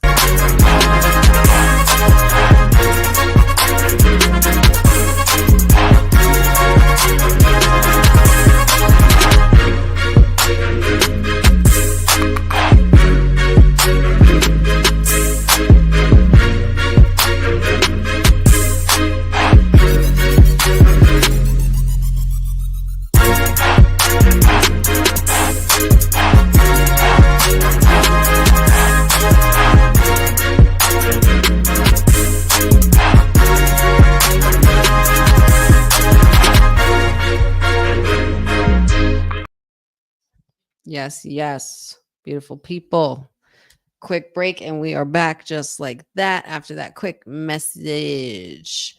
Guys, I do want to remind you that, you know, www talkpod.com is a pretty damn cool website, and it's a pretty damn cooler website, especially when you have new merch up, new content up, some interviews up as well. So make sure you guys get a chance to go check that out. www talkpod.com. Check all out the merch, support the movement, you know, be one of the team. So make sure you guys check out that. Don't forget also, guys, we got Money in the Bank weekend already coming up next Saturday with Worlds Collide, the countdown, the Money in the Bank, and the post show happening after Money in the Bank. Not to mention, let's not forget all the other wrestling promotions that'll also be going on as well. So it's going to be a lot of fun. Really excited. I actually know a couple friends of mine that are going to be going to Money in the Bank as well. So hope everyone out there is safe and has a great time. And here we are with Julia.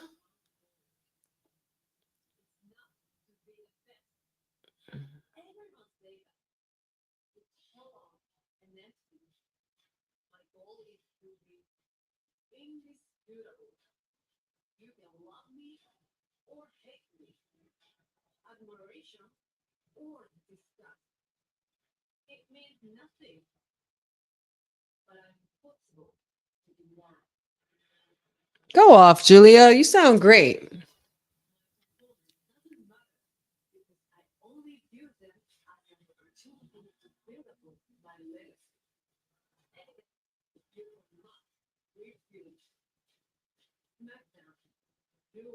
Okay.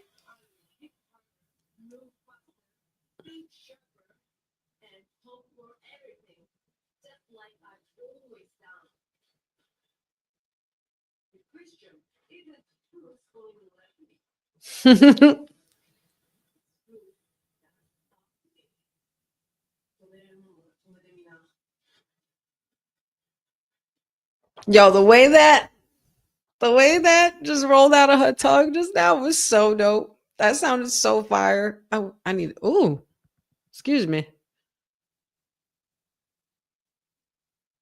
Oh,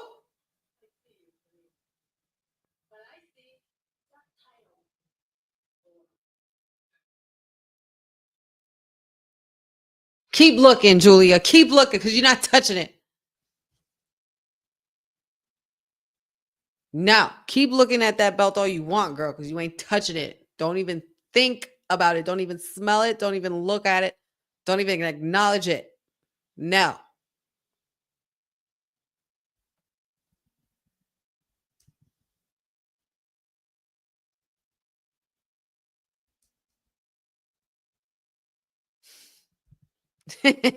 I'm not too. And here he comes Former El Campeón, former El Señor, Money in the Bank. All rise for the rock star, Damian Priest.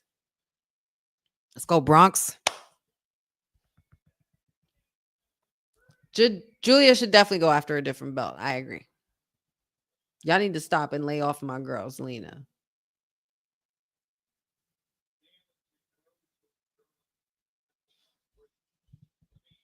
Boza says, yeah, that's what Courtney said Wednesday. When she comes back to WWT Live, she will get that revenge. Ooh. No one puts my honey in a corner. Go get him. Except Jeffrey. That's so great. Dylan. My guy, our producer from the future. Where you been, buddy? Welcome. Welcome to Honey Night SmackDown. You definitely pulled up at the right time. I mean, you're at the final hour. A lot has already transpired. I'm not sure if you've seen anything, but there was a lot of excitement while you were gone. We could catch you up if you like. Oh, well, technically. Oh, no. I was about to say something real stupid, so I just stopped myself. Oh, what? Oh, check my oh boy. I love when Dylan sends me special surprises because it's either a new video that he created that's going to make me laugh and that I'm going to have to post. Yep, I think so. Oh no. Oh no. No, you didn't, Dylan. I'm not saying that loud. I'm not saying that.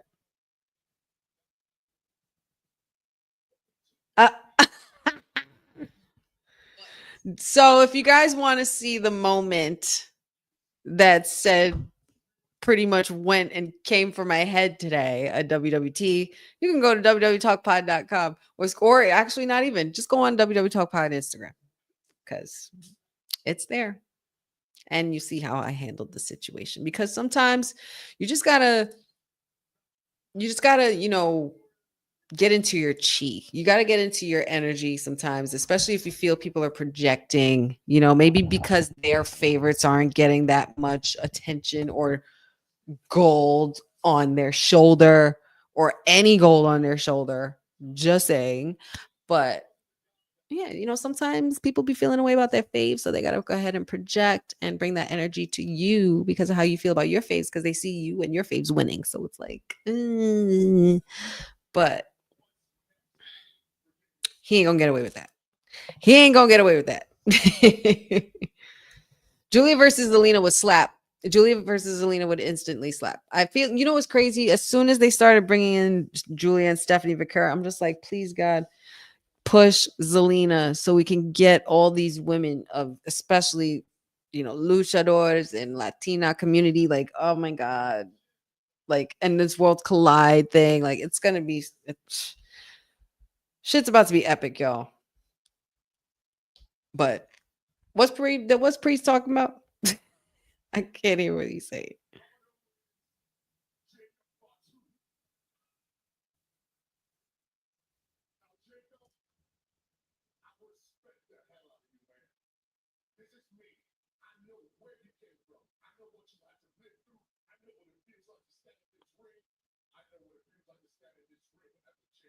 From one of those, from one street guy to another. He wished him congratulations to Jacob. Look at that. I like that. I like that shirt, Priest. I really do.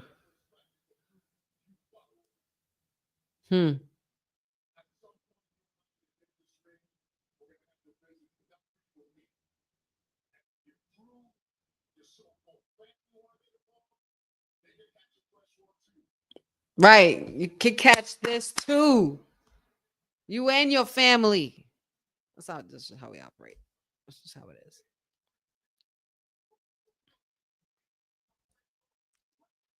Wepa! I love that. I love that shit. I love that Bronx, New York, Puerto Rican shit. I love that shit so much. It just comes a certain pride with that, So he basically just came out and laid it out straight. He talked his shit to Jacob, but also gave him respect. Oh, and there he comes. I guess we're getting ready for the United States. For the Money in the Bank Money in the Bank qualifying match. Excuse me. Sorry, y'all. I got excited. This is a match I really would like to see one-on-one, like really bad. Being that they both come from gutter, they both come from the same kind of cloth, just different areas of the world. But he did show him respect. And Damian Priest spoke up to him like a man. It's not like he's jumping him or nothing. Respect from one dog to the next. You see what I'm saying, man? We don't acknowledge Solo out here. We acknowledge Jacob Fatu before we acknowledge Solo Sikoa, okay? God, told y'all. I can't believe we're here with Jacob, man.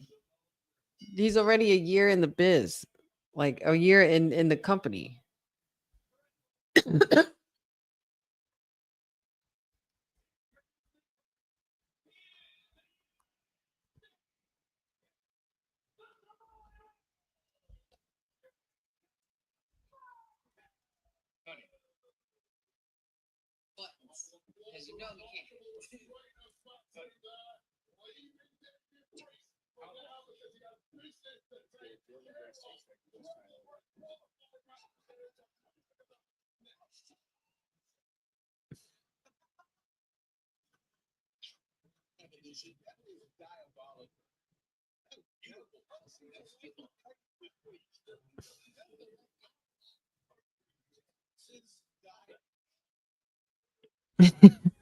The clip is actually pretty damn funny. Sorry, y'all. I was watching the clip, Dylan, what they posted on WWT. You got to check it out.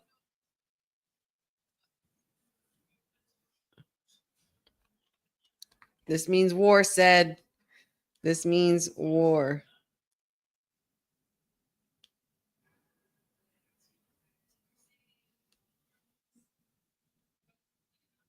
I need to get a good receipt for him, y'all.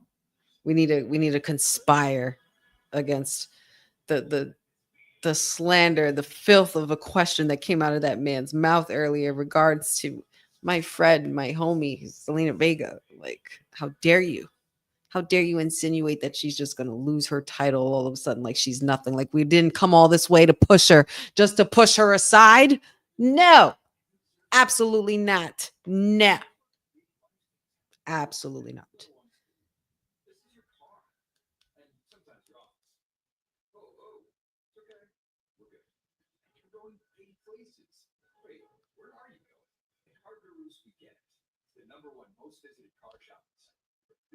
Proceed with caution for the receipt. That's going to be my caption.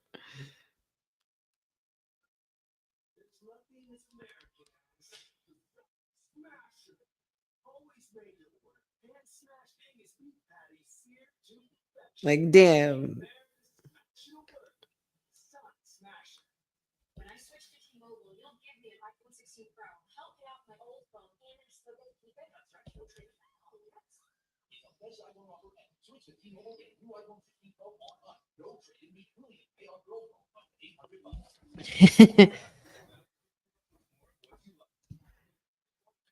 Yeah.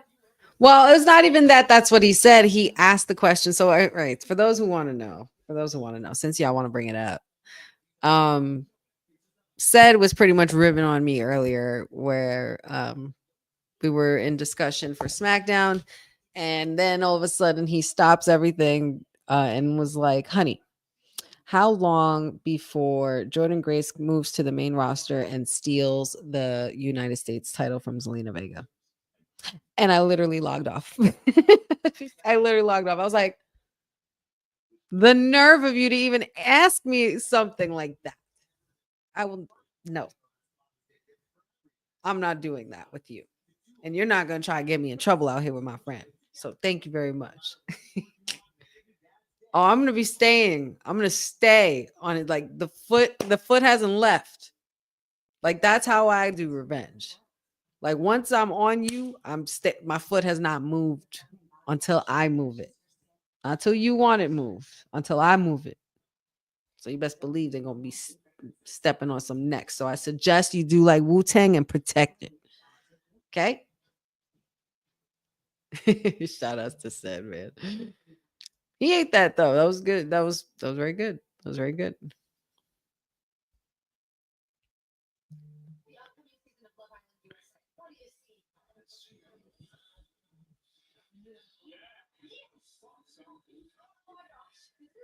Let's play a question game. Takara World. I don't think I've seen you in here. Welcome.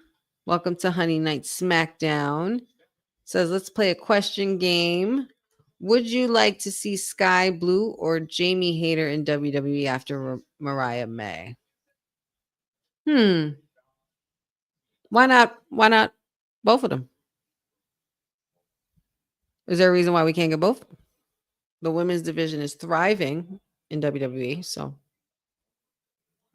bring them all. We'll happily take them. Here we go for the men's Money in the Bank qualifier. Andrade on his way out.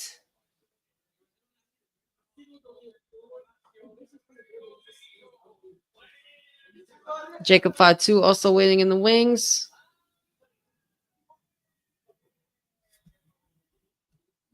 And then, of course, we have Mr. Melodome Miz or Miss. Not sure. Depends on his mood, I guess. Amanadu says, I don't know, my client, the Juggernaut, is nothing to take lightly. I get it. But, like, why are we going to just crush my girl? Like, why we think we're just going to crush my girl like that? Like, it's the disrespect for me. Not from you, from Ced.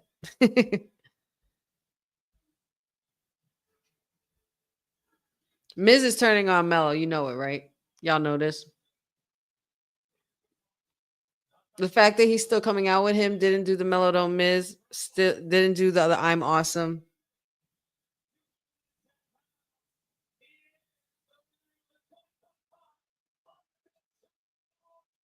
Miz, not for that, Miz would be a great mouthpiece for someone.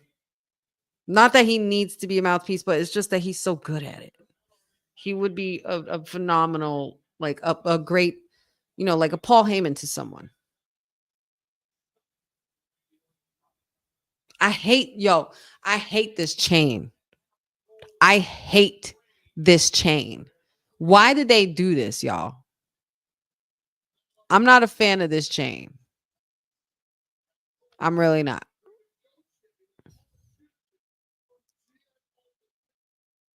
Like, for all that, then why present an Andre and the Giant trophy? Like, if anything, it should be like a ring, like a crown jewel ring. Like, I don't know. Maybe that's just me. Let me shut up. Let's just get into the action. Stop complaining. Stop complaining, honey.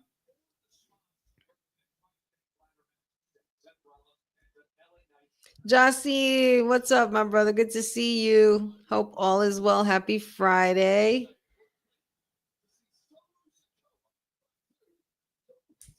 Amanadu says Miz is known for putting people over and turning on them. Well, notoriously. Let's see. Let's run down the list.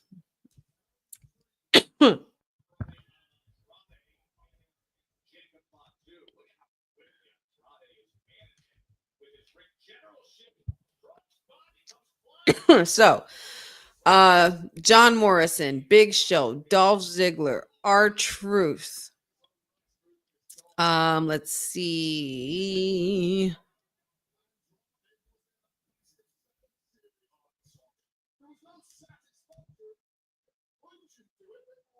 Yeah, well, to name a different, just to name a few, those are some names there.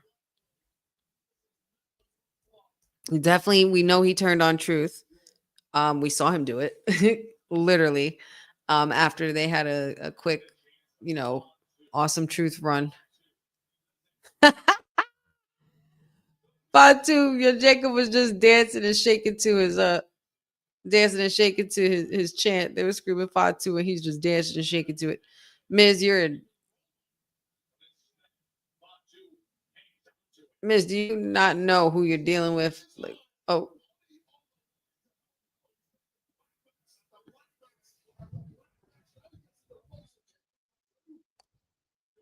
Oh, nasty clothesline by Andrade.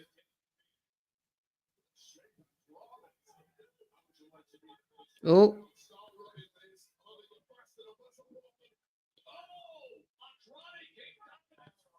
Come on, Miz. This is what happens when you stick your nose in people's business. Miz, do you have a hole in your pants? Did you rip your pants, dude? I think Miz ripped his pants, y'all. I think he did.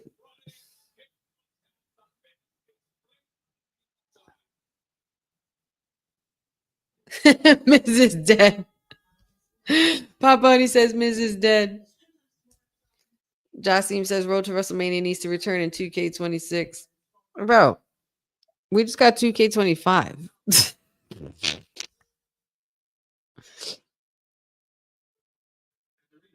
So sick of these picture commercials.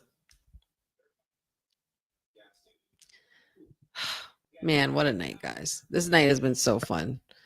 We're breezing through this episode. Still going through the last hour. Still much more to go through. We have this Money in the Bank qualifier, and then we still got Cena and Cody. So I'm sure that's definitely going to be at the end, most likely after this match is over. Where my boy Alistair at though? Let me know vignette, no nothing. I mean, I'm not gonna complain. I'm like I said, I'm not gonna complain.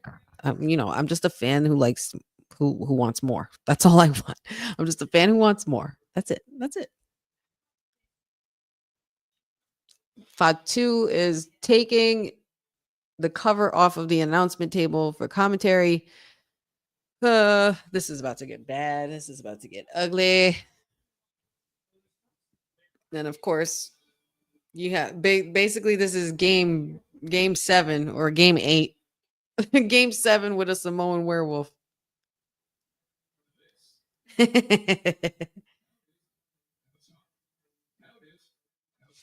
Amanadu says all of this is just literally making me think of how crunk. I haven't heard anybody use that in forever. Oh, the age is showing. I feel it. I can feel it. I can feel the grays forming in my head now, my lord. But yeah, you're right. You're absolutely right. SummerSlam is going to be stupid, and I am planning to be there. I've literally skipped out on everything this year just so I could try to at least put in to try to get to SummerSlam because it's literally at MetLife Stadium, and I literally live not far from it at all.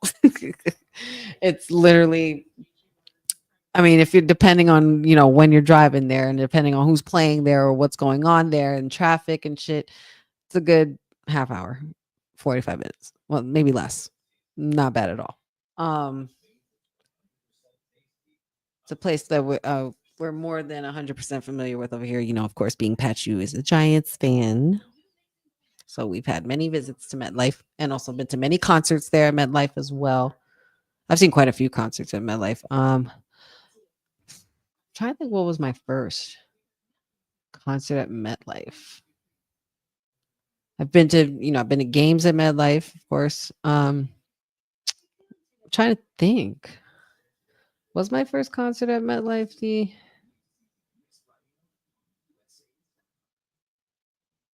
It might have been Rihanna and Eminem on the Monster Tour.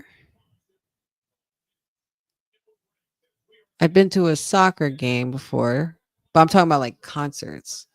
I've been to a Metallica concert at MetLife. I've seen Jay-Z and Beyonce on the Run Tour Part 2 in concert. I haven't been to a good concert in a while, but I feel like wrestling is like that too. Wrestling is like going to a huge performance show and a concert at the same time.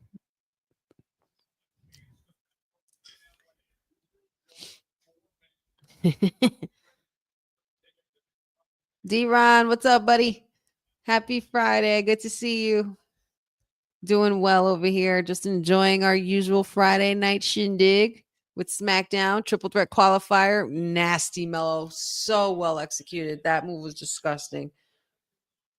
We have our triple threat qualifier for the men's.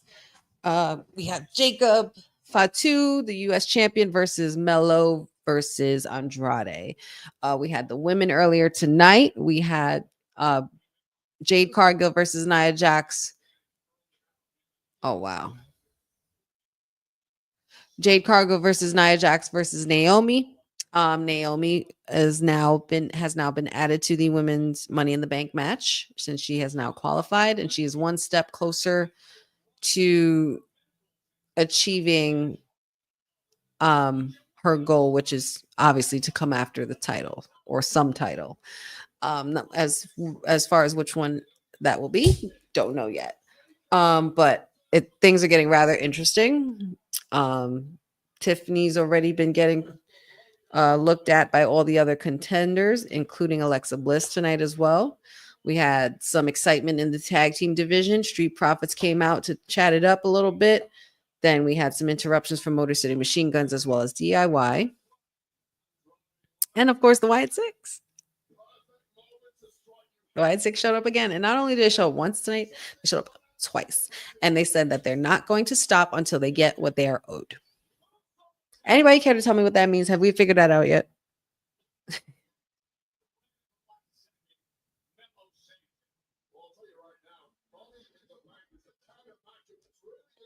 Oh, don't you worry, Jeffrey. We got that. We got we got that Papa Tui, got that Bentana oil, and nothing a little hefty dye can't fix. You know, like some good dye, like natural products. But don't get it twisted. Salt and pepper is where it's at. Okay, little salt, little pepper. Just saying.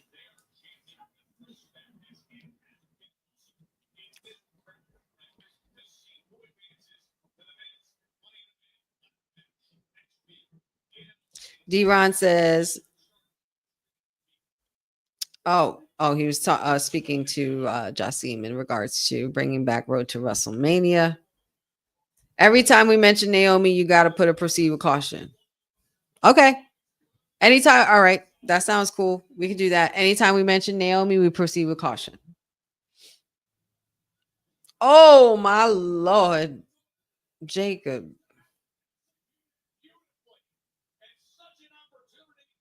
Oh.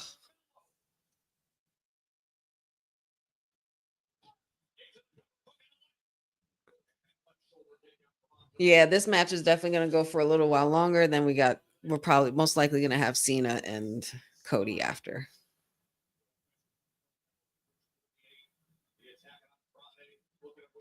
Wow. I just noticed on Melo's gear, it says him on it, and it's an H. The number 1 is the I, and then the M is the WWE upside down, the way Miz does for Miz TV. Y'all ain't that merch, people. Y'all ain't that. Poison Rana. Yes, that's what I was reacting to. That Poison Rana was disgusting.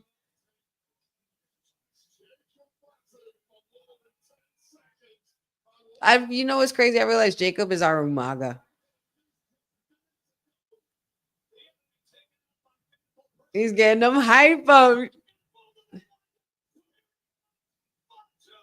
Oh my Lord. Yo, he almost killed the ring announcer, dog. Oh my God.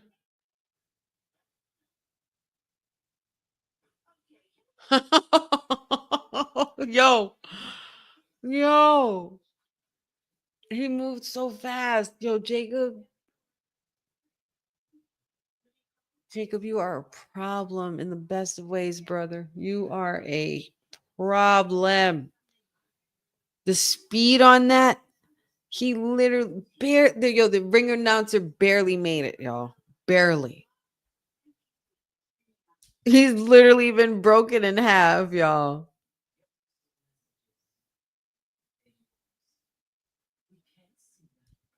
If you're Andrade or Melo, you have to put it away now. Like literally, something's got to give now.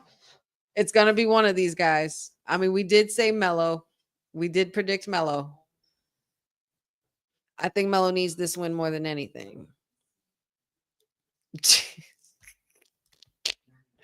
He's not dead. He's just indisposed.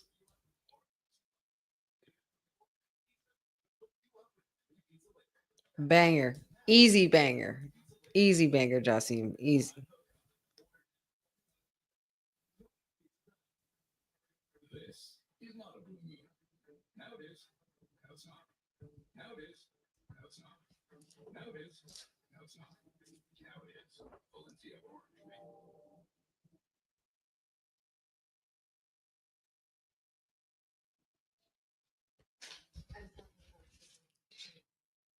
I hope Andrade didn't tweak his leg.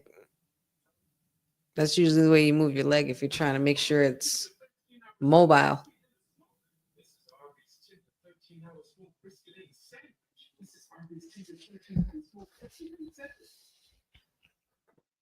Mello. Excuse me, not Mello. Andrade looking like he's about to go for that moonsault into that backflip. Or no, maybe he's doing something else. Up, too late. We will never know because Mello ruined it.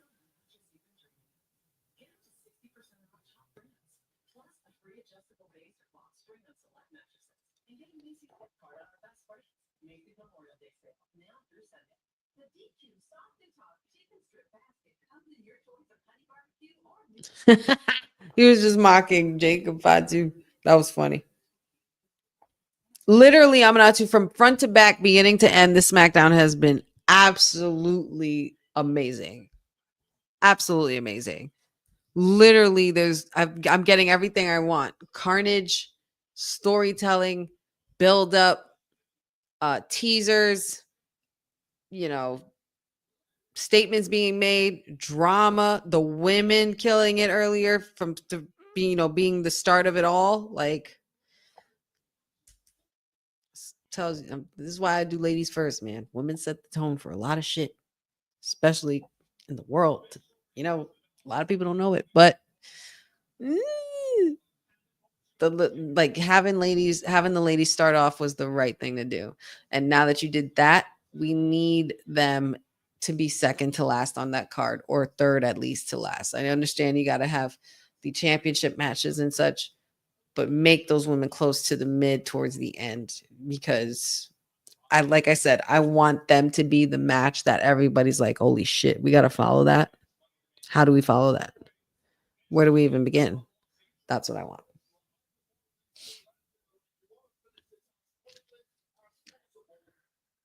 Jacob is still laying out there again. All the rest in the world, even though he's completely obliterated himself. But Mello and Andrade need to get the ball rolling on this and get it together. Because if you don't get rid of it, Jacob Fatu is literally all gas and no brakes. So you need to make sure you capitalize on the fact that you got him down. The bear has been tranquilized. But see, nope. See, this is what I'm saying. Too late. Oh my God. Wow. Literally got up and pulled them both and made them do the Spanish fly and dropping them like a bad habit. That was a swanton bob. Jacob on Mello 1-2. Andrade with the spoilage. No 3 count, y'all. No 3 count yet. That was still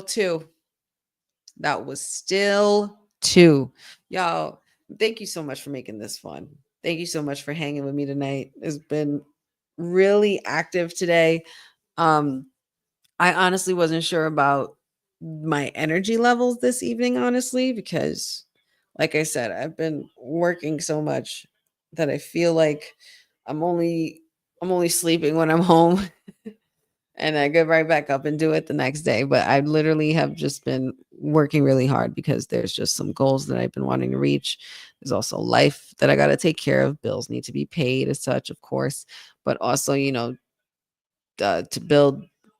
building up this Wrestling with Honey brand as well. It's been very gratifying, but also very fulfilling. So I know that I just have to keep continuing to trust the process and continuing to build it, and it will come, and it will pretty much form itself, and everything else the rest will fall into place and come together. So, but I really, really appreciate all of you guys so much for joining me. We're not leaving yet, but just taking a moment in time to be present and give my gratitude to you guys for your support and your love to my watch alongs every week, as well as to the support you give here to my esteemed co-host and colleagues, alike, in all their endeavors as well. Sometimes there comes a point in time where with life where you got to just make sure you catch up to it before it catches up with you, but also remain present and also take time to appreciate that you're able to breathe the air you breathe, that you're alive, you're grateful for another day, and that you're able to do this. So I always appreciate doing this with y'all, and it really makes my night. I'm so glad I do not have to get up bright and early tomorrow morning. I could finally get some rest. I feel like I've worked the morning shift every day this week, which I practically kind of did. But I have like a nice evening shift, so I get to go into work a little late, get to sleep in a little bit, spend some more time with Pachu as well, get some things done.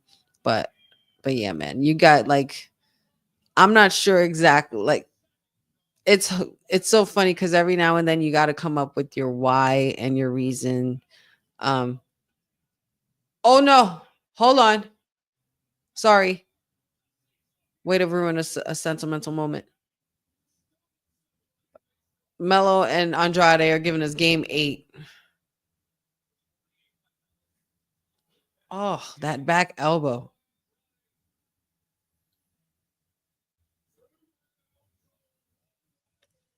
But I always feel like it's important to do that in the midst of my shows sometimes, only because I just want people to know that I literally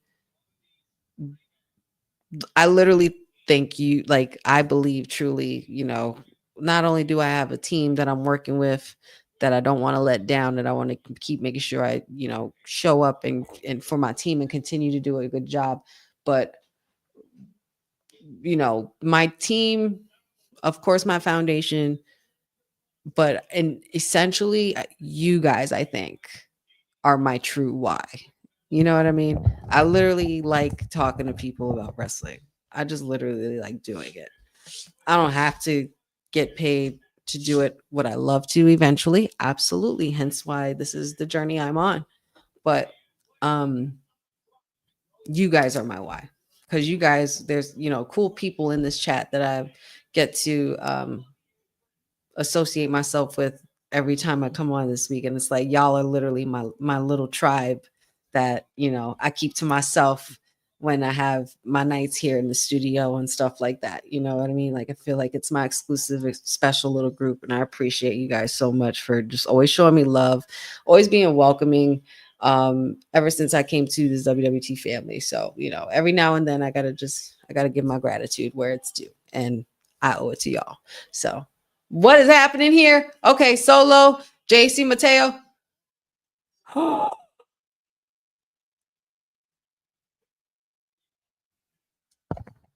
Big Jim and everything. Guys, Andrade advanced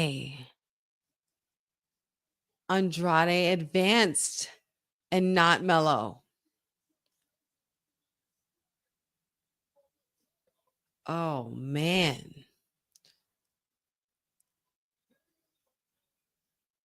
So Melo got Andrade capitalized, great finisher. Andrade capitalized on Melo after Melo pushed Jacob into Solo and caused a rift between the bloodline pretty much out there. So Melo and Solo?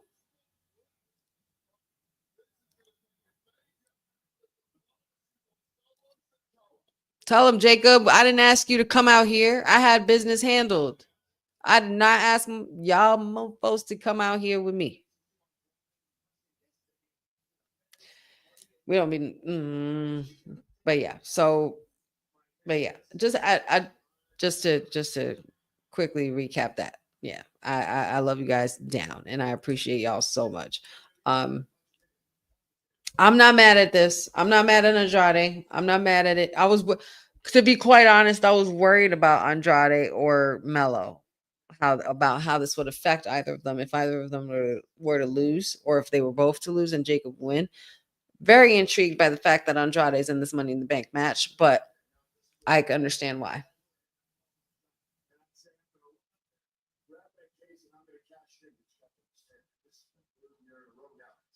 Third year in a row for LA Knight in the Money in the Bank match.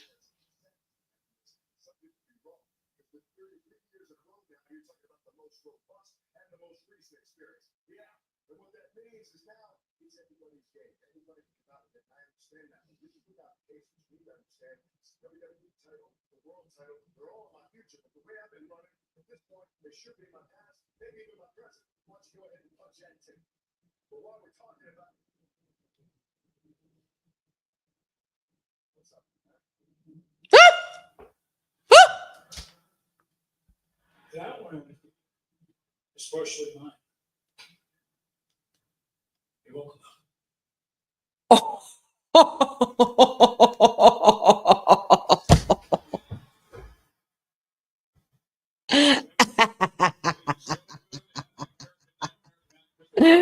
Yo, Alistair, you're a savage for that line. He said that win was partially mine. You're welcome, though.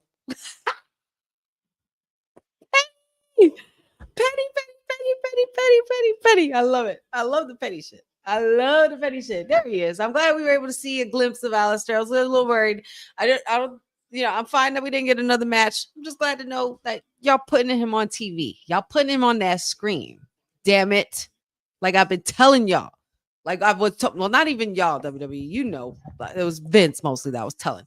But you back there, fake TK. You watch and take some damn notes. Get a big ass notebook.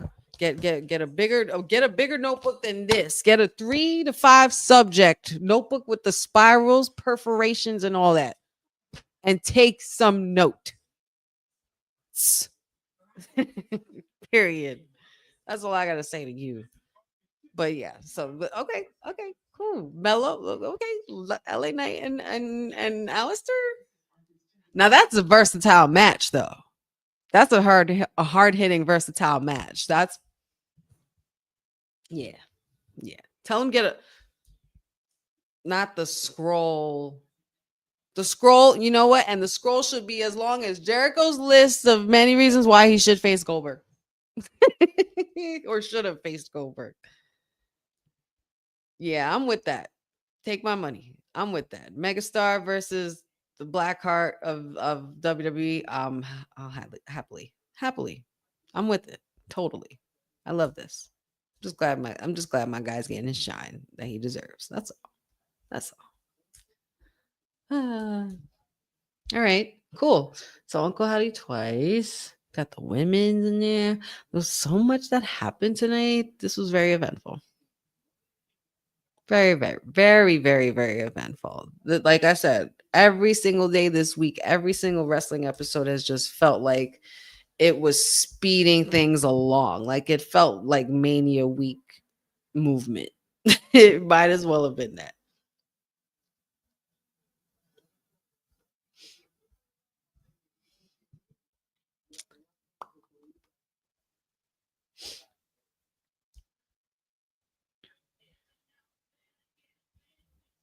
$10:30, y'all. Everybody's favorite crybaby's on his way to the ring. And we're about to have sing-along time.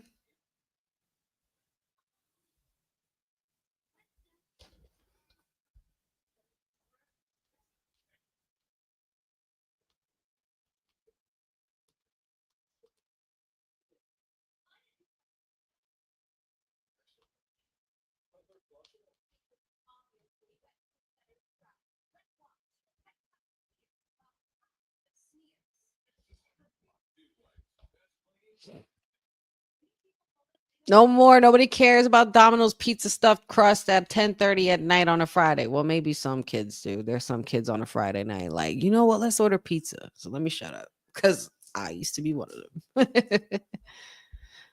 Amanada says, I'm absolutely loving this watch along. I am absolutely loving you guys. Shout outs to all y'all. You guys have been absolutely amazing. Tonight has been so much fun to react to. I'm excited for Money in the Bank. Not sure what to expect. I think we'll also have one more qualifying match as well. But just to get into tonight's results real quick, Naomi has advanced to the Money in the Bank. Andrade has just advanced to the Money in the Bank. We also had JC Mateo defeat R-Truth.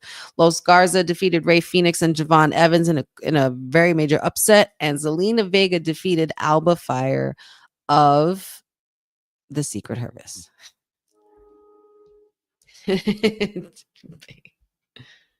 Oh shit, Jacob pissed. Everybody run. Oh,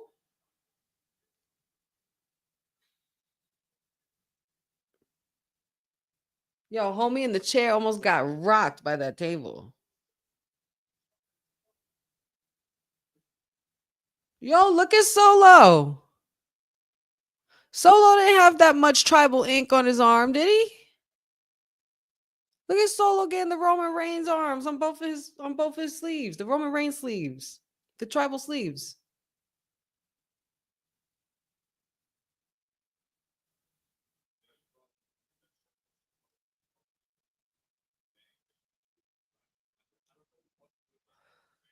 I'm not pissing off a werewolf, man. Why would you do that? Why would you?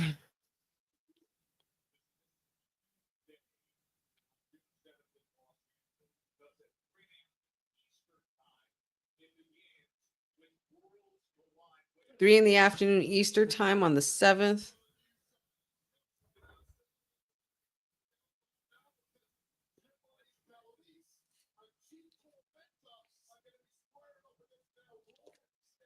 Stephanie Vaquer and Lola Vice versus Delis and Cheek Tormenta in a tag team match at Worlds Collide.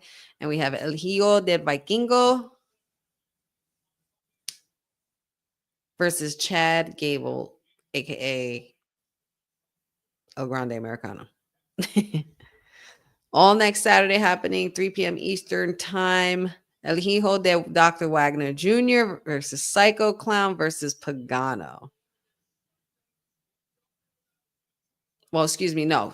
Those three names I just named are going against Legado de Fantasma. This is going to be real fun to watch. Laredo Kid, who also made his presence known in NXT this past week, is going to be going on a fatal four-way excursion along with Ethan Page, Ray Phoenix, and Javon Evans. Look at all this double, triple duty going around. Like, or are we just not giving a shit about a draft or a portal anymore? And we're just like, all right, everybody go everywhere. Are we back to those days and we just didn't know it either? Yes. And of course, after Worlds Collide, that same weekend, it will be Money in the Bank that Saturday at 7 p.m. Eastern, 4 p.m. Pacific time. Of course, we have the Women's Championship, Intercontinental Championship with Lyra Valkyria versus Becky Lynch. The Women's Ladder Money in the Bank match with Naomi, Julia, Roxanne Perez, Alexa Bliss, and Rhea Ripley. And of course, one more to be determined in the next qualifier coming up this Monday. Let's see. And then we also have the men's as well with the same thing applying for one more match as well. We got Andrade, Seth freaking Rollins, LA Knight, Solo Sikoa, and Penta. These matches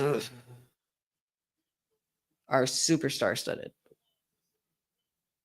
It's no matter what way you slice it, you can literally see every single person possibly winning this Money in the Bank. Oh, of course. Oh, and then there's this. We have Cody Rhodes versus Jey Uso, the World Heavyweight Champion, versus the undisputed champion, John Cena. And of course,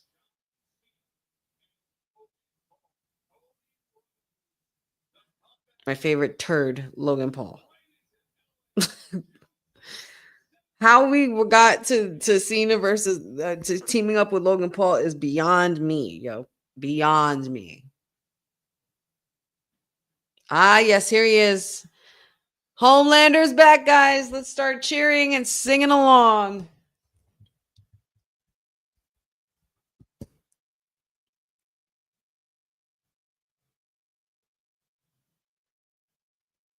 Everybody ready? 5, 6, 7, 8. Adrenaline, la la la, blah blah blah blah blah. So weird seeing him do this entrance. I feel like there's something missing. There's something missing with this entrance. I can't quite put my. Never mind.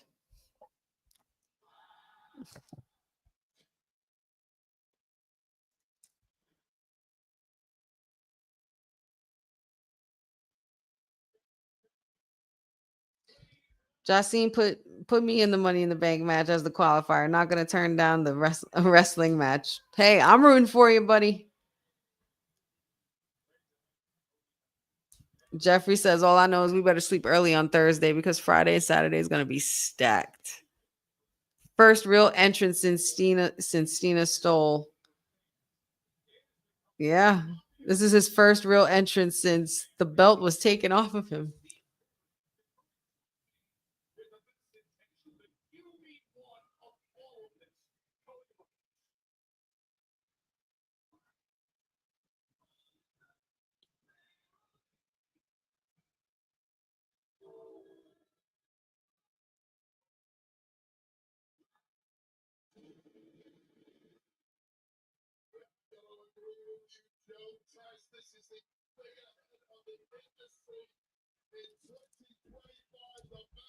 He has a championship. It's the weight belt. He's missing a title. I meant 17, but it wrote 14. Yeah, I figured that's what you meant. Not Homelander, adrenaline, oh, blah, blah, blah. I did that especially for Dion. That was for Dion. I might need Dylan to clip that too. That blah, blah, blah, blah, blah, blah, blah. That was pretty funny. Jasim says all this rain we got was brutal. It's what we needed though, because it's raining like crazy. Is it? I don't even hear any rain outside my window. In the tri-state?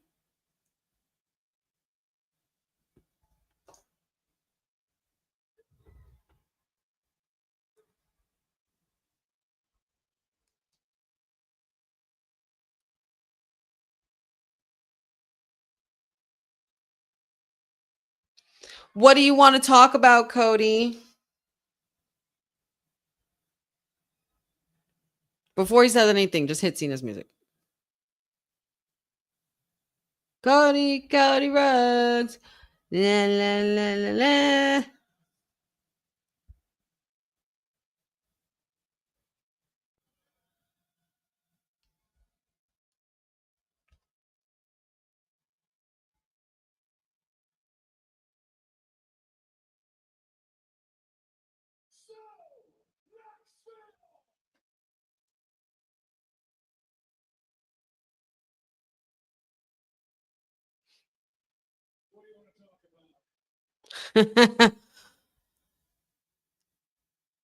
We know what you want to talk about. We should be asking you, what do you want to talk about?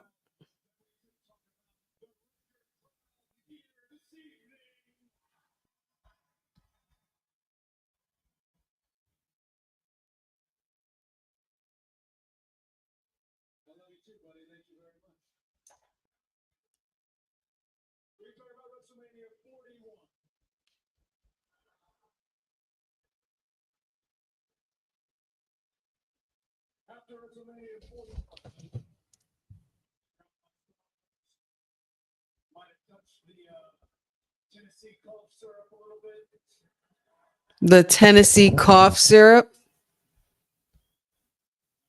After he touched upon the Tennessee cough syrup after he lost at WrestleMania 41 and drowned in his sorrows. See, guys, he is a crybaby.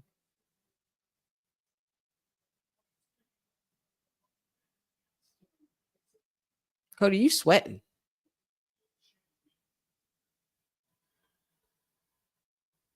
Oh, you really had to ask if you were a good champion?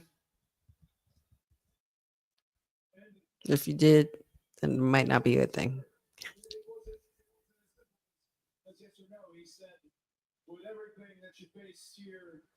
But not too. For if you know, you know, man. What a great episode. I still go back and revisit it because it's freaking hilarious. Jeffrey said, look what Naomi tweeted. Y'all are so trash in this dumb homecoming celebration y'all throw for Perfect Patty 20 times a year is lame as hell. Oh my God, not Perfect Patty. Perfect Patty, though.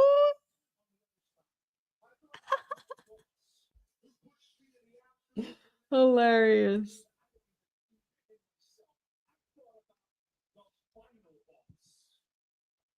Oh, we've mentioned the final boss finally. Dwayne, the final boss. Remember him?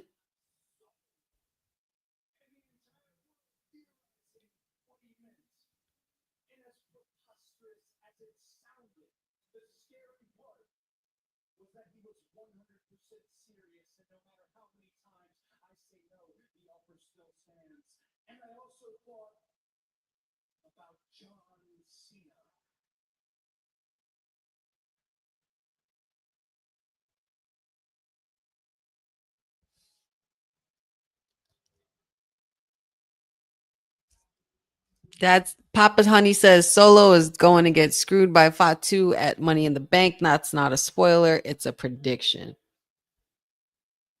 Or did you mean it in reverse?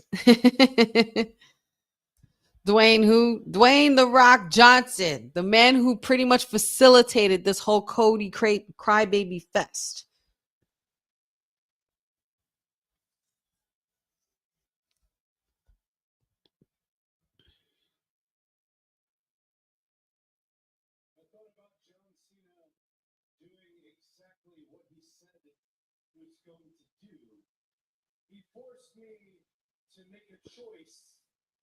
And I hesitate. John Cena is going to ruin professional wrestling, but if he does, then I'm partially to blame. Yes, you are partially to blame. If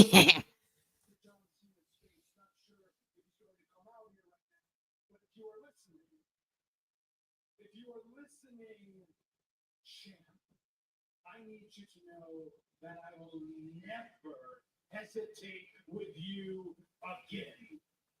I would hope not. I would have hoped you learned a lesson twice. You hesitated twice with Cena. The amount of days you have left, no matter how much you talk about what remains before you have gone with the WWE Championship and you leave all of us forever. I need you to know that is not your expiration. Your expiration sits on the other side of these corneas right here, and it's going to burn your ass up.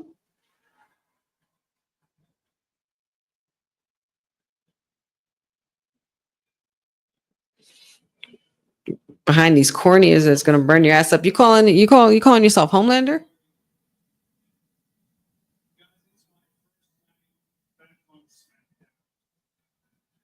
Cody, you look sweaty as hell, dog. It shows.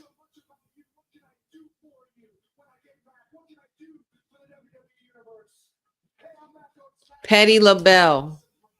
That's it. Clock it, sis. That's it. Hilarious. Patty LaBelle. Oh, we're talking about Jey Uso now. Everybody yeeting for their life. Yo, that little boy with the Cena shirt was yeeting like crazy just now. We seem hungry. Perhaps we should eat instead of eat. Yeah, I can't. That would be my partner riding the battle at Money in the Bank. And hell yeah, he's here. Ladies and gentlemen, I need you to give it up for the World Heavyweight Champion, your World Heavyweight Champion, Money in the Bank.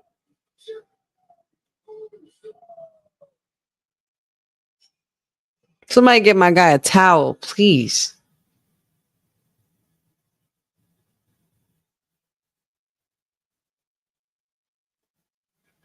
Okay, you master, fresh cut, looking good.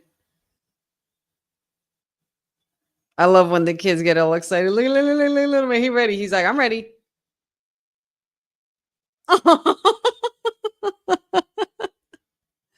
The kids make me smile, and I think it's hilarious as the adults. Mr. Orange sweater, you need to do better. It's more, it's not just about the arms. It's not just this.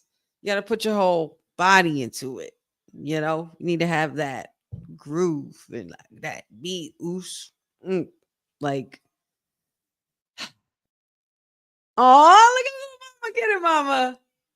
Get it, mama. Yes. The kids look so freaking happy.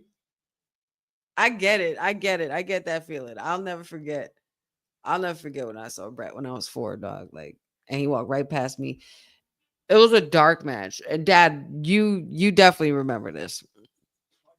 But it was in Long Island. Was it Long Island? I believe that. I think it was in Long Island. But it was a Monday Night Raw episode. It was after the King's Court.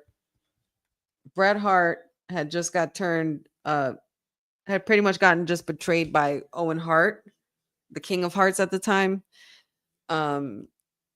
And Jim the Anvil Neidhart. So they betrayed Bret Hart and they do a King's Court episode, and it's Jerry Lawler talking to Jim the Anvil. I actually have the clip on my socials, but I gotta do some digging for that.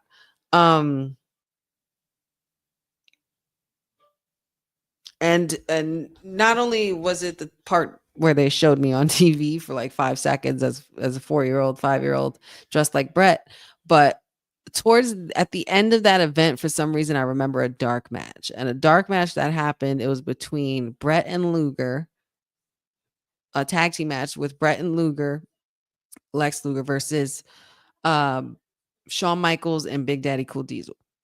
So after the match was won, Lex Luger and Bret Hart won. They were pretty much walking around. Oh, that's where it was, Dad. Yes. White Plains County Center in New York. And they were walking around, you know, high-fiving everybody, saying hello to kids, signing autographs, and just going through, right? My dad, I don't know how, but bum rushed through whatever group of people that were there, because we were literally a couple of rows back, just maybe like 1 or 2 rows back, literally. And I remember my dad picking me up and holding me and walking to the barricades. And before, these were the silver gated barricades. It's not like the full black and covered ones that they have now. But Bret was walking by. We high-fived Lex Luger, and he walked by. And then it was Bret Hart came behind him, and he saw that I was dressed like him, and he was taken aback. At the time, at least that's what I remember from my memory, where he was like he just, whoa, like was surprised by it. But my dad had me in the air, like holding me under my arms, and literally had me in the air, pushing me towards Bret Hart so I could hug him. And that was like the last memory I have of that, where I hugged him, and I was just like, oh my God. But there always comes that point in time in life where it's like you have that memory in your brain, but it's like, yo, I need another one. I do need at least one more memory. And if I do ever have the opportunity to see this man again, I will make sure I take it. And I did. And that's how I got this right here. And you guys, of course, recently saw it when I went to ISPW in New Jersey, ISPW wrestling show. He was doing the meet and greet and signing there. Shout out to my mother-in-law. It was the best Christmas gift this ever, well, I've had quite a few great Christmas gifts, but that damn near takes the cake for a lot. But yeah, so I totally understand and share the same sentiments, and I get so giddy and I get smiley when I see the kids in Jey Uso's arm doing the yeet, or the boy standing next to him with their arms up ready to go, just like, yeah, I'm good. Like little man with had the title around his neck. He's looking at Jey ready to do. He's like, I got it. I'm ready. Just start doing it. I'll do it when you do it. It's monkey see, monkey do. But yeah, pretty crazy. Pretty. That's such a pretty cool feeling when it's the superstars that make it worth it. And Jey Uso, I mean, can you get any more over with the kids than him? 4 letters, 1 word.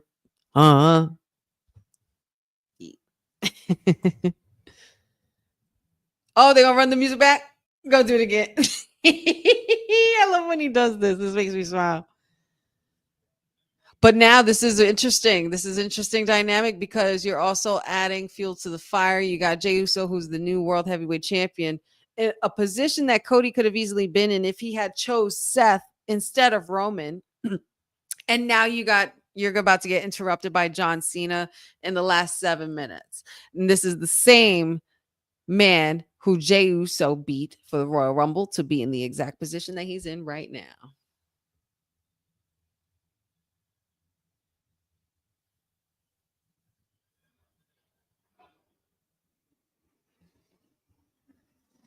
Oh, by the way, Pachu and I started watching Peacemaker. We're like on episode 4 or 5. I know.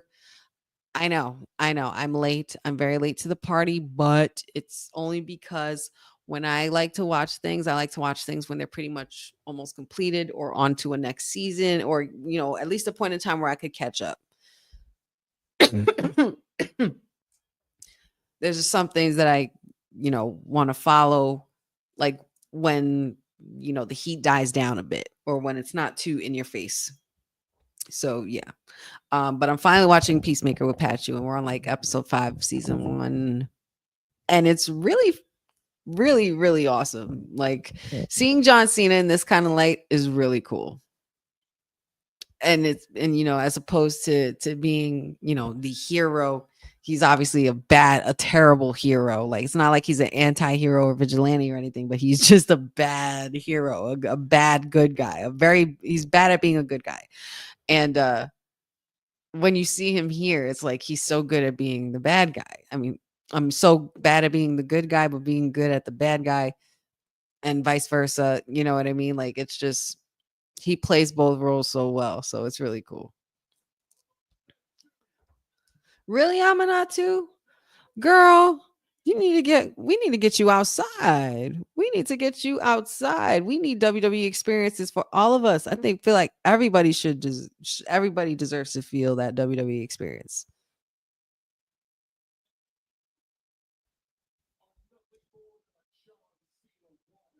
A John Cena wannabe. You both want to be me so bad it makes me sick.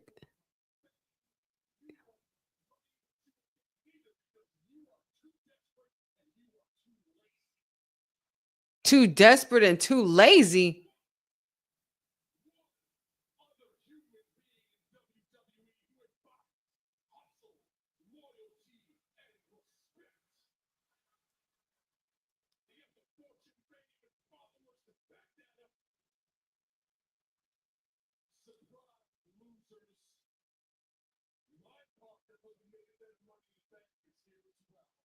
Oh, this is how we got to end the show. Boza.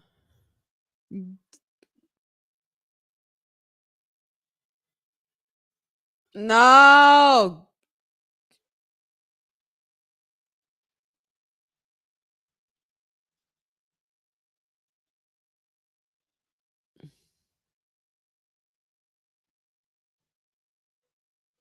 Are you bullying Stu? Did he just bully Stu?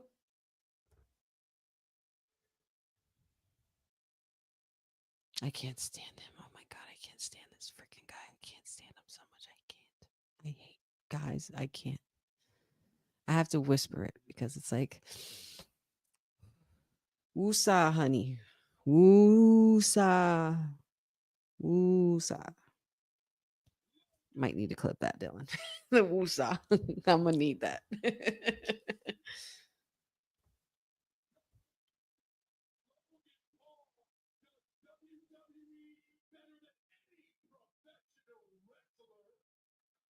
John Cena, you really putting this man over right now.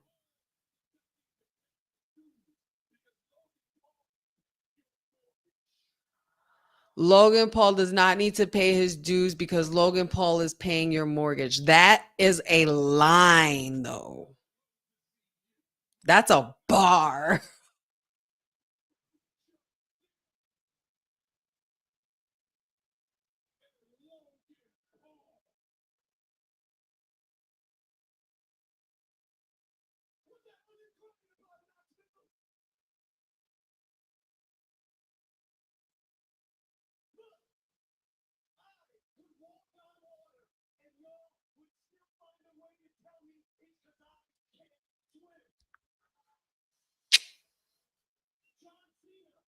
This is making me mad, y'all. This is the last 5 minutes of this shit. Cena is ruining wrestling by praising someone like Logan Paul.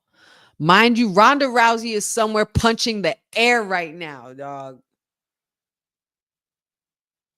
Or punching the shit out of a punching bag and wishing it was John Cena and Logan's face on it.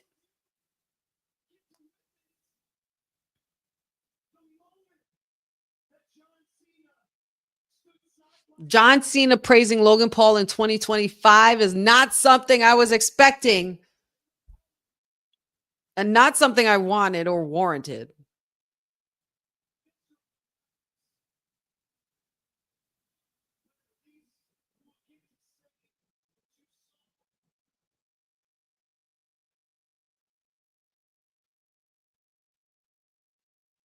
How much longer are they going to talk before Jay and Cody start wailing on him? We got 1 minute, y'all. Oh, the crowd is saying shut the F up.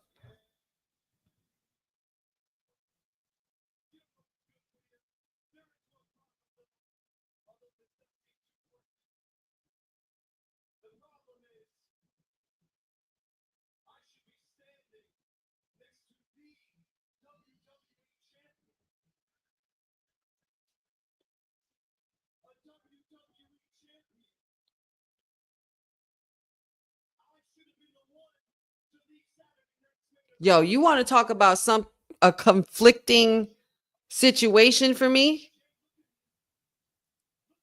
Because I got to make picks on who I think is going to win. Don't you talk to Jay. Don't you take your hand out of his face. You about to go over time, Logan. Chop, chop. We need to take it home. It's 11 o'clock.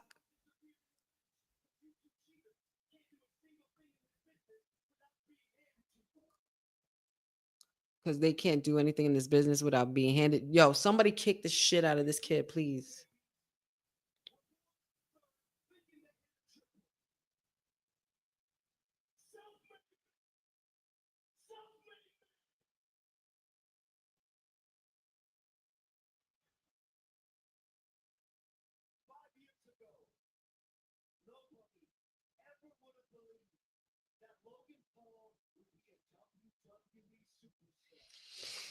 I can't take this, guys. I'm fuming.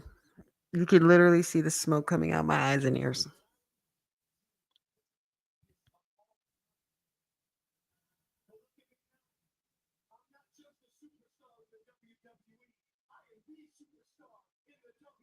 Somebody kick him. Jay, kick him. He's been punching you in the face every week. Knock him out with a kick right now.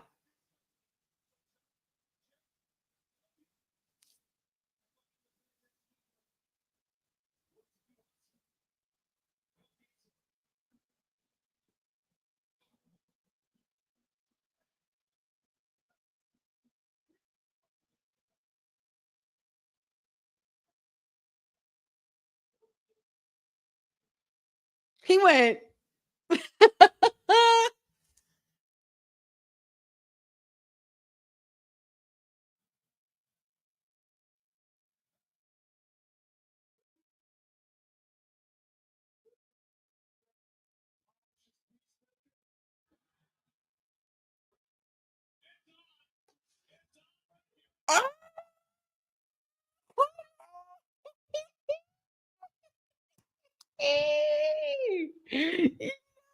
Oh, chaos. Just chaos. Yes, chaos. Madness.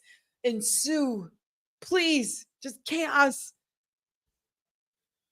But you know how conflicting this is for me, guys. I got my Yeet Master, my favorite Uso, teamed up with the biggest Cody crybaby of all time, versus John Cena, who this version I enjoy, but a man I completely hate in Logan Paul. How am I supposed to make a pick on this shit, y'all? He said, where are you going to polish his peacemaker? What a line. That is the last line spoken on a mic for Friday Night SmackDown on May 30th, a week before Money in the Bank.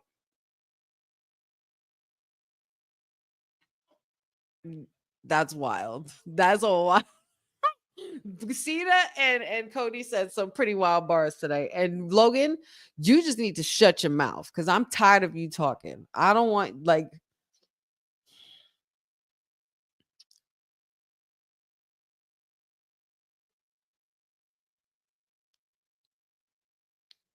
well, wow. What a way to end SmackDown. That was fun. That was fun.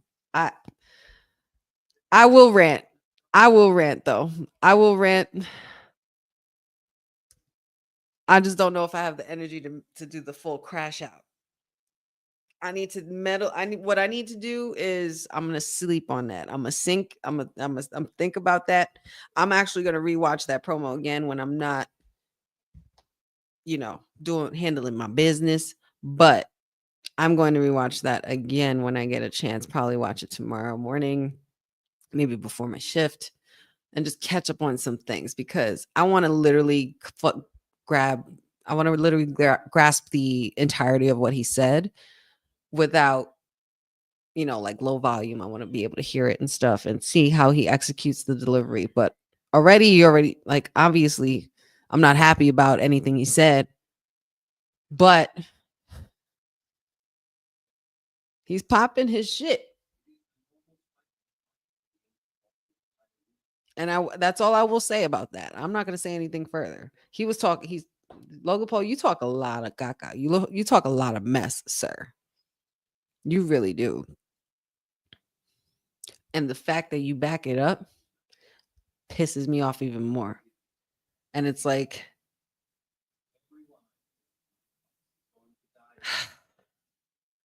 like, I don't know where this energy is coming from, Logan Paul, but I'm not going to sit here and lie to myself and say you don't have superstar energy because you pretty much carried that segment towards the end until Cody demolished you with polishing his peacemaker. Like that's a great line. That was a great line. But the line where Cena said Logan Paul doesn't have to pay his dues because Logan Paul pays your mortgage is a wild line. That is a diabolical line. That is a wild line. Both points were made. The build-up's there. Basically, we're going to get hands on each other again next week. More build-up for Money in the Bank. There's one more Monday and Friday before we get there. So, but that was a lot of fun tonight, y'all. It was just a lot of drama and jam-packed, action-filled storytelling tonight. The triple threat qualifiers were awesome, and I think the right people, as much as I do love Melo, and I love Andrade as well, but I feel like they kind of dropped the ball on that. But maybe there's something bigger that they're going to build with Melo. So I'll just wait and see for that. I won't be too upset with the results because, of course, this is a product that I view whether I love it or don't, or agree or disagree. My relationship with WWE is we agree to disagree, and I have my opinion, and you guys have yours. But as long as we just get them across, and you make your point across, and pretty much help me see the bigger picture, then we're all good. But yeah, this bigger picture is brewing with the men and women's Money in the Bank. We do have one more qualifier for each match left to pretty much determine the finalized contestants for the Money in the Bank, which will be next Saturday. So we have that. We also had a pretty rocking segment with the women to start it off. We also had some really good matches. JC Mateo versus R-Truth. We also had a little face-to-face with LA Knight and Aleister Black. So I'm very intrigued about that. 2 appearances by the Wyatt Six, an attack on the whole tag team division again, as well as a message with a warning that says we are not going to stop until we get what we are owed. Yeah. So that sounds like a fun-filled night to me. Sounds like a very, very, very fun-filled night.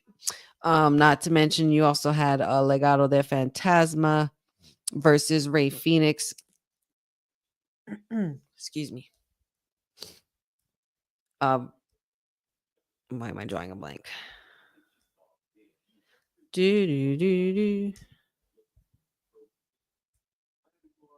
Sorry, guys. I'm trying to refresh my computer.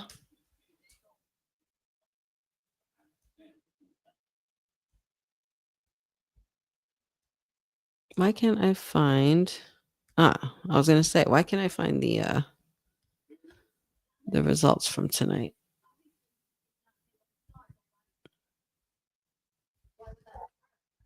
Okay, there we go. Yeah, but the Wyatts do have something cooking. Also Chelsea Green and Zelina Vega, of course, they're continuing their rivalry as well. Yeah, man, way too much going on, but it's fun and I like it. I like the direction it's going.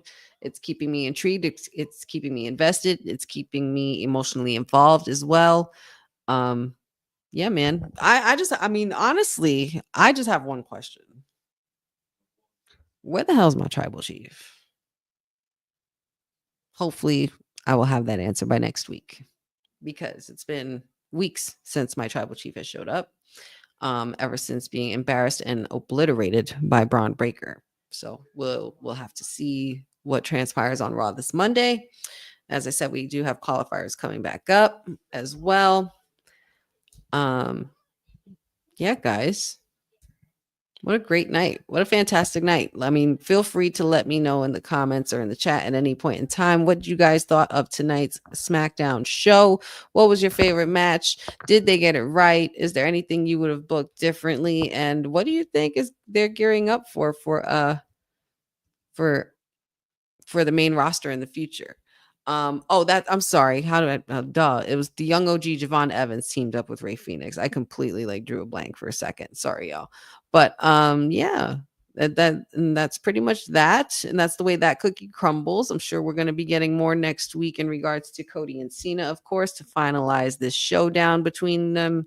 The tag team match that's going to be going down between Cody and Jay versus John Cena and Logan Paul. Yeah. I'm pretty excited. I'm pretty excited for a lot of the things that are going on for wrestling. Shout outs to pretty much everybody that carried the show really well tonight. The show was excellent all 3 hours. I can honestly say this was one of those SmackDowns where I'm like not waiting for anything. Everything was pretty much, I guess the show flowed the way it needed to because the energy was perfect. The energy was spot on tonight. So shout outs to y'all for putting that show together. Shout outs to the athletes. Shout outs to cameramen, crew, all the above, everybody. Y'all do the damn thing. Yeah. I am honestly very exhausted, guys. I would love to continue the party and keep it going, but I do need to get some rest. I pretty much haven't laid down since I woke up this morning, and I want to make sure I get enough beauty rest for y'all to continue to do these things. So I'm going to let you guys go for the evening. I think that, with the 3 hour show and everything, I think we pretty much covered the bases. To do a post show after a 3 hour show where we just talked about everything pretty much does itself at some point. But I think this was so much fun. This was totally worth it. You guys are always worth my energy and time when it comes to this because it's something we all know and love. Shout outs to all my colleagues and co-hosts and panelists of WWT. Shout outs to my brothers at the Kayfabe podcast. And of course, always shout outs to my boys at Sports Mark Analyst. Got a lot of cool things coming down the road. Wrestlingwithhoney.com is currently under construction, as well as the Wrestling with Honey podcast, going to be in full effect by the end of this year. Just pretty much working on building the content first before I start putting it out, so that way it's just the motion of the ocean, and pretty much just going through the motion of trying to frequently put out content to get to my my goals and stuff. So I appreciate all of you guys. You guys can always find me here sometimes Monday, sometimes Wednesday, but definitely on Fridays for the Honey Night SmackDown watch along, as well as for WWT Live kayfabe podcast episode every week with the fellas, as I said. Not sure what the plan is for Money in the Bank, or if there's going to be a watch along, or if there's going to be, I'm sure we're definitely going to do predictions sometime in the next week as well. Yeah, guys, got a lot that we covered tonight. It was a fun night. Women's qualifier matches, men's qualifier matches for the Money in the Bank, also fresh rivalries, new rivalries, old habits, and warnings and messages and chaos, and we're just here for it all. But shout outs to all of you guys. You guys are the real ones here, especially in the chat. Jeffrey, Amanatu, Boza, Gas Mask, Papa Honey, Jasim. Let's see, I gotta scroll through the names, you know I hate forgetting people. Benjamin as well. Where are you? There's some more here. Cindy, I know you were in here earlier as well. There was a few new names too. Maria, shout outs to you. Frederick, shout outs to you as well. Thanks so much for joining us. Bobby, if I forgot, Takara World, yes, there you are, Takara World. Shout outs to you as well. Thanks for jumping on in and hanging out with us for a bit. Shout outs to everybody watching. Dylan, of course, and Pachu. Love all you guys. Thank you so much for all your support. I appreciate you. Zach Minger. Hope you guys, cousin Ron, of course. Hope you guys all have a great weekend. Hope you guys be safe. Don't let it rain on your parade too. Just because the weather's nasty and not putting you in the mood doesn't mean you can't put yourself in the mood. All right. So make sure you keep that energy good, and we will see you guys next week. We will resume everything for WWT, as well as I'm not really sure how we're about the watch along, like I said, for the Money in the Bank as well. But we shall see. So just make sure you guys stay tuned, like, subscribe to wwtalkpod.com, or it's wwtalkpod, all things wwtalkpod on Instagram, YouTube, Twitch, everywhere as well, Facebook. wwtalkpod.com is where you can all find all of our merch and all of our interviews and all of our content coming down the pipe. Appreciate you all so much for joining me for these 3 hours. It's been fun. Until here's to the next 3 hours next week. I appreciate you guys. Y'all have a great weekend. As I said, be safe and don't let it rain on your parade. Have a good day. It's Wrestling with Honey signing off from Women's Wrestling Talk. And as you already know, if you didn't know by now, you should have. But we are literally the #1 women's wrestling network on the planet. Peace out, Cub Scouts. Busy Bee out. Thanks for joining WWT. Don't forget to like us on all social media platforms at WWTalkPod. Like and subscribe on all video and audio platforms, like yesterday, my G. And check out our website at www.talkpod.com. Thanks for watching Women's Wrestling Talk, the #1 women's wrestling network on the planet.